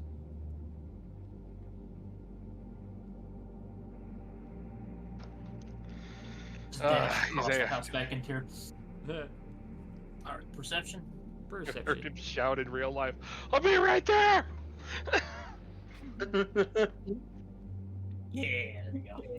As you're kind of slithering in underneath some of this ice buildup, you feel a bit of a lump, and you kind of look down under your front, and you realize, oh, that's a tarp. No, that's a really thick wool blanket laid over something. Oh, I'm gonna go open the lift next it. door. Lift the blanket up. You go to lift the blanket, and sort of halfway frozen to the ground, halfway stuck to the blanket, what seems to be a very eviscerated and shredded apart person kind of sticks to the floor or comes up with the blanket. Oh, Lovely. lovely. What's it? Got another one here. I'm gonna come over and examine his wounds. Man, it's reminds me of bodies that were eaten by gators in the bayou. As you try to open up the door, it doesn't quite work, and you go walking over to look at it. And the gator analogy isn't quite wrong. You've seen like pulling and tearing lacerations before, but you've not really seen anything to this extent. If you had to take a gander, it seems like a body was kind of suction pulled apart in place by like 30 different directions simultaneously. Like wolves tearing at it? Or No, like kind of grip stink, like like an Indian burn? Like where you put your two hands together on someone's arm and you twist them opposite directions from each other? They were twisted and pulled apart. Yeah, this man was literally torn apart. Oh, this is just getting better and better.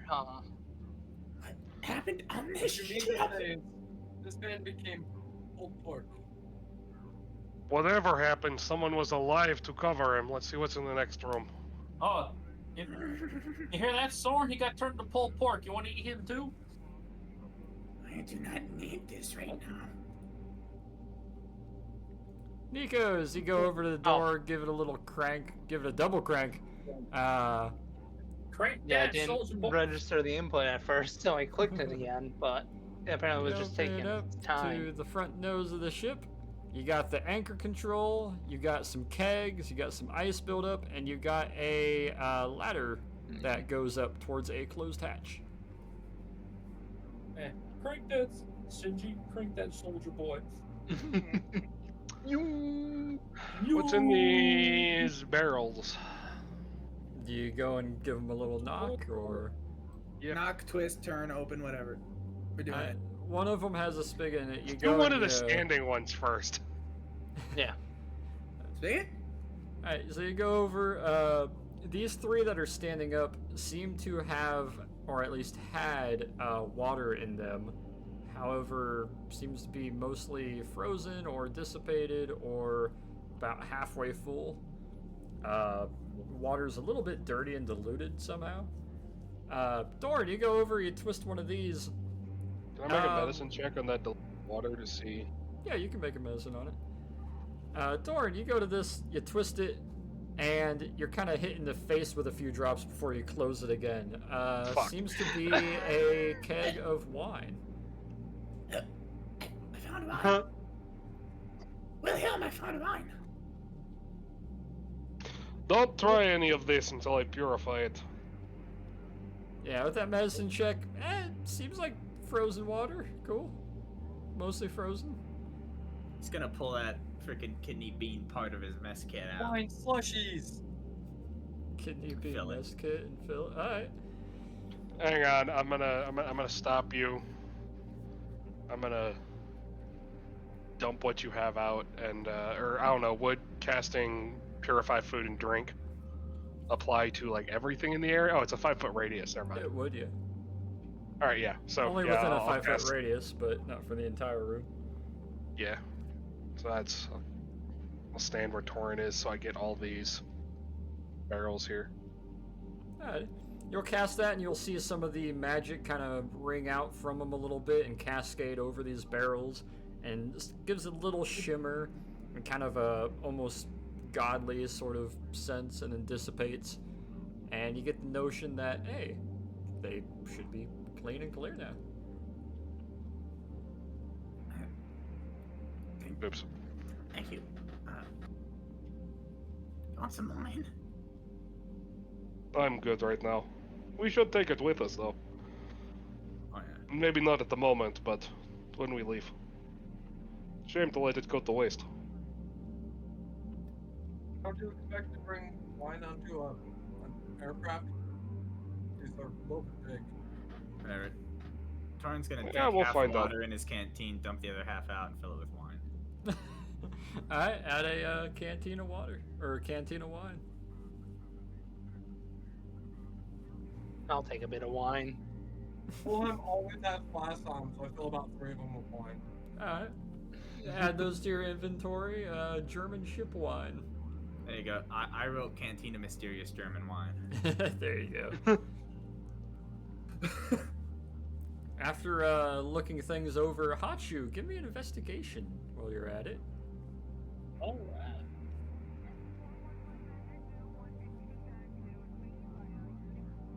Damn. Oh, yeah. How'd you look wine? Wine, ice, ooh, wine. Things that are definitely there, yes. Shapes. Object permanence.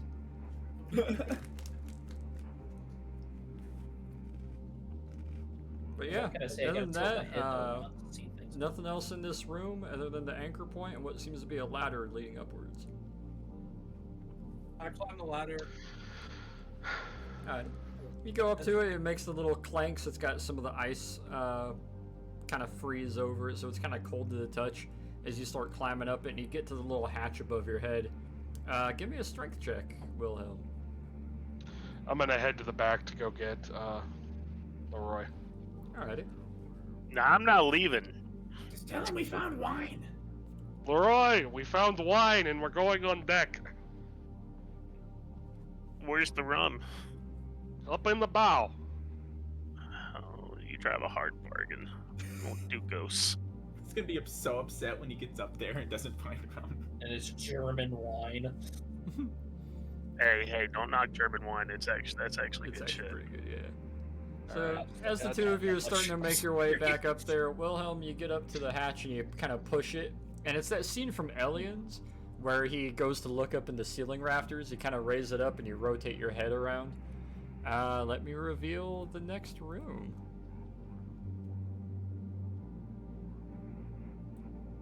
And it will be underneath the level you guys are currently on. We're coming up like right here.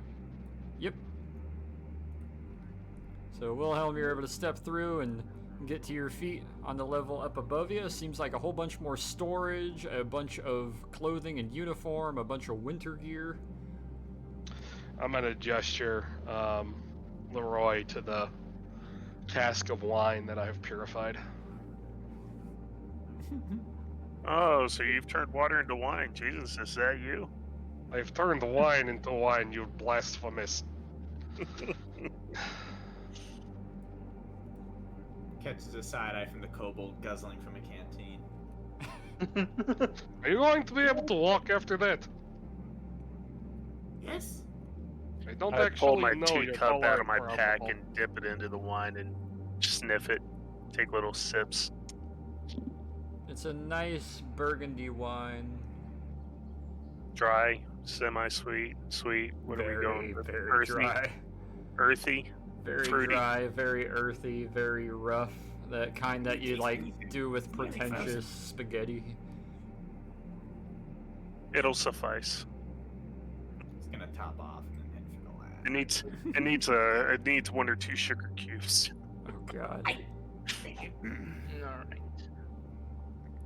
As you guys one at a time start filing your way up, you realize this seems to be extra storage, uniforms, clothing, a handful of stored effects and things of that sort. What kind of Ponchos, winter uniforms? gear. I'm Do I glad you notice asked. if- Give me an investigation. Do I notice if it seems to be as frosty down here? Yeah, it's not nearly as frosty in this room. Well, they're uniforms. They're denim. Yeah. They're indeed denim Wilhelm. uniforms. What kind of uniforms are these?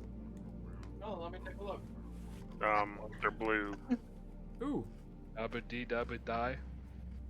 So, you look at these, Wilhelm, and you've seen a few naval personnel around. These seem to be the either one-piece or two-piece full, kind of thicker, Oh my god, we found it. We found the one piece. seafaring denim. However, they are a very, very dark blue, or a lot of them seem to be black as well. They're blue and black denim seafarers clothes. Alright. Seems like they would hold up a little bit versus the cold weather, as opposed to like the lighter wool or the lighter cotton blends that you get.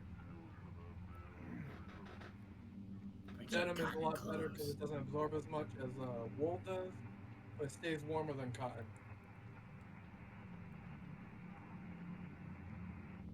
There's a smattering of what seems to be very cold weather ponchos with like the fuzzy liner around the head. There seems to be a handful of really heavy duty snow boots and like wading boots and stuff.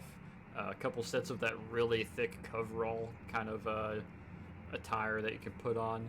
Seems to be just general cold weather seafaring gear and uniforms. However, none of them have any patches or symbols or tapes or names on them of any sort. Just like the other things, they don't look like military garb, right? They're just kind of like merchant. They don't look like military, yeah. They look like merchant marines or kind of like a more uniformed navy. Kind of, yeah, like a merchant marine or various government fishing hauler or things of that sort.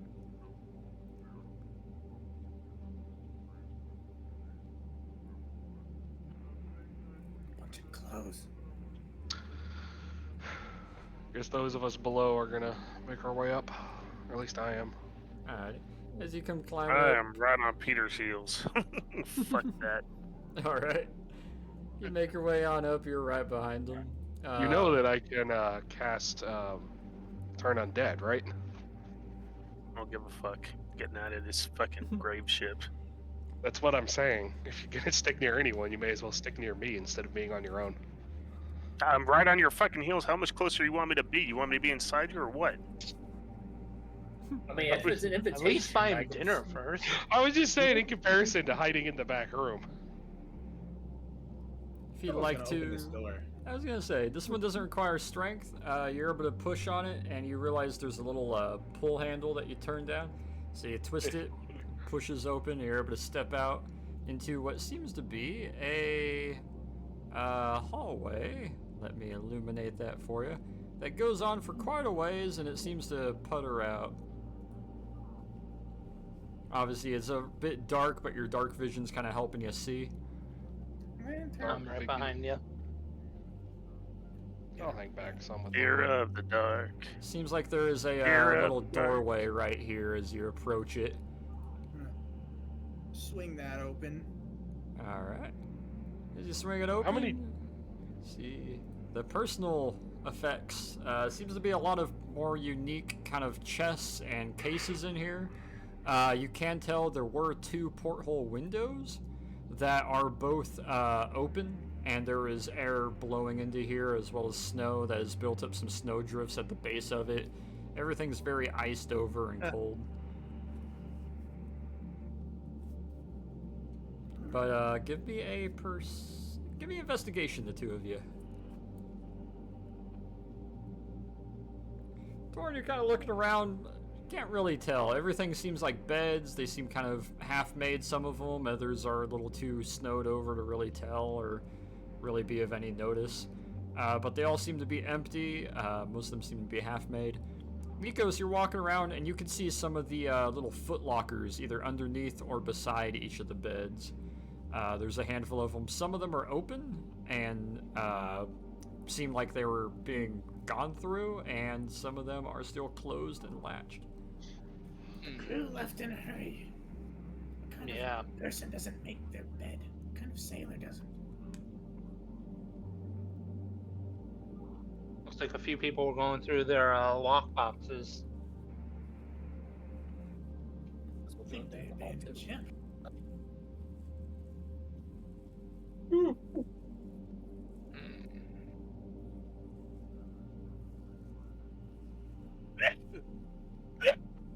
Oh shit. Sneezes. I'm allergic to the dead. Hachu, are you gonna join them in there, or are you heading down the hall with Wilhelm? I'm just gonna start rummaging around in footlockers. Alright. You notice some of the footlockers... stuffed nose! Some of the footlockers are locked. Hachu, give me a perception roll as you slither your way in, seeing Torrin starting to go through some of the footlockers.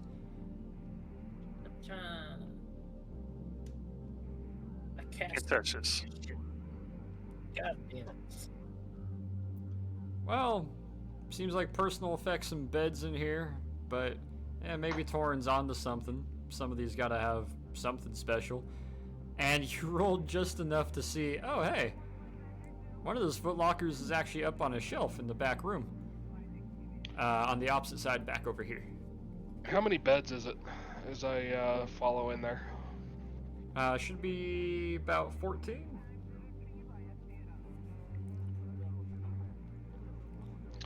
So, assuming this is the only berth, a maximum of 21 enlisted personnel? It's a lot of people not here. Could, let's say 14 bodies have fit in all those boxes cut up?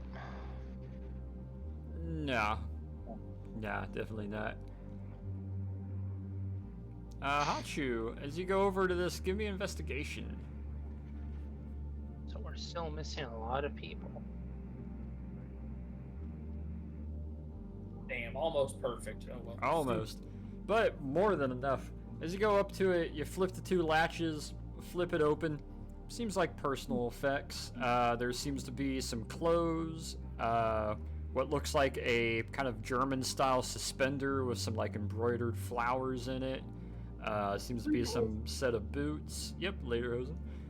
Seems to be a couple small books of what seems like music, because you flip one open, it seems to have music notes in it. Everything's in German, however. And you see, God, I'm glad you got a 26. You see a hat in there. It's a small black, kind of looks like what, as a lot of Americans would know as a fedora. A fedora.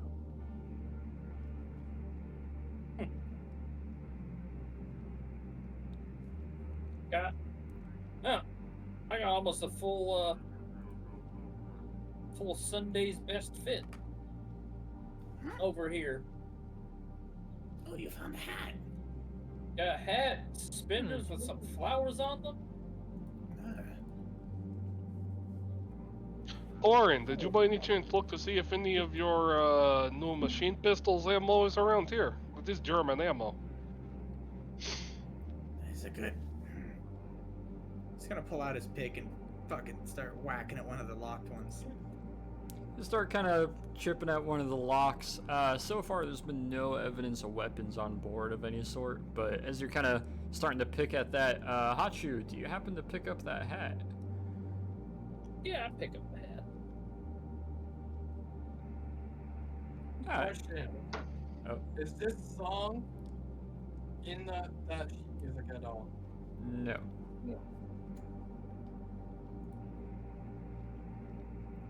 Greek to meet you? No, it's not. As you pick up the hat, you feel a small tinge of like, that's kind of odd, but seems like a nice hat. It's unfrozen, it's soft, it's felt, it's got a cool little feather sticking out of it. Torn, give me a strength. Your pick isn't quite hitting the lock, unfortunately. You're hitting next to it or above it. He's gonna lose his temper and shoot the latch. Alright. You pull out your gun, you put a round into it, destroy the lock, and you're able to flip it open. And didn't warn anyone, so it's everyone else It's just a nice loud... The windows are open, so it's not super loud, but it does definitely give a nice loud report that kind of echoes. A little warning next time would be great. Mop! Mop! Everybody in the room, Peter, Nikos, and Torin, make me a con save real quick. Uh-oh. We're gonna have a repeat of 3 weeks ago. It's Wait, if I'm with you, that means I need to make it too. Actually, yeah, you gotta make it too. I just walked in the door. Just walk in the door, pow! Let's see. 13, 18, 23, 13. Okay. Pistol cartridge. Pistol cartridges aren't that loud. Peter and Hachu, the two of you... Wait, Hachu, why do you make a con save? Well, wasn't I? Was this? He's in the room. He's in the room. I didn't say he had to make it.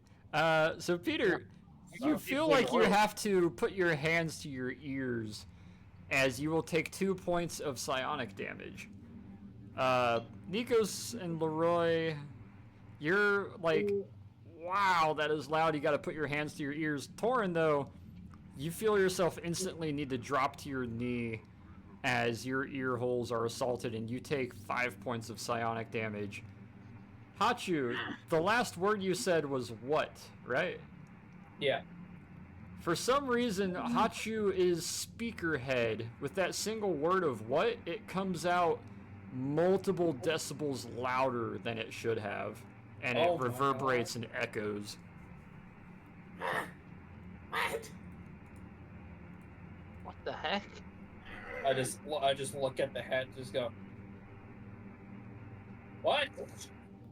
Everybody make me a con save again. And after I see everybody paying again, I just throw it out. Oh no, Nikos. That Nikos, one, let's you go. take 5 points. Actually, no, Nikos, you take 10 points of psionic. Oh. Torn and Peter takes 5 more points. Leroy, you take 2 points. As his voice bellows and echoes and hits everybody. Hachu, give me Arcana. As Drop that now, sucker! Put that hat down! After the second time, I just drop it out of my hands. Just like, oh shit! It just. You'll Set drop out my it, but I hands. do need you to roll me Arcana, Hachu. Yeah. All right. Oh, that's better than 5.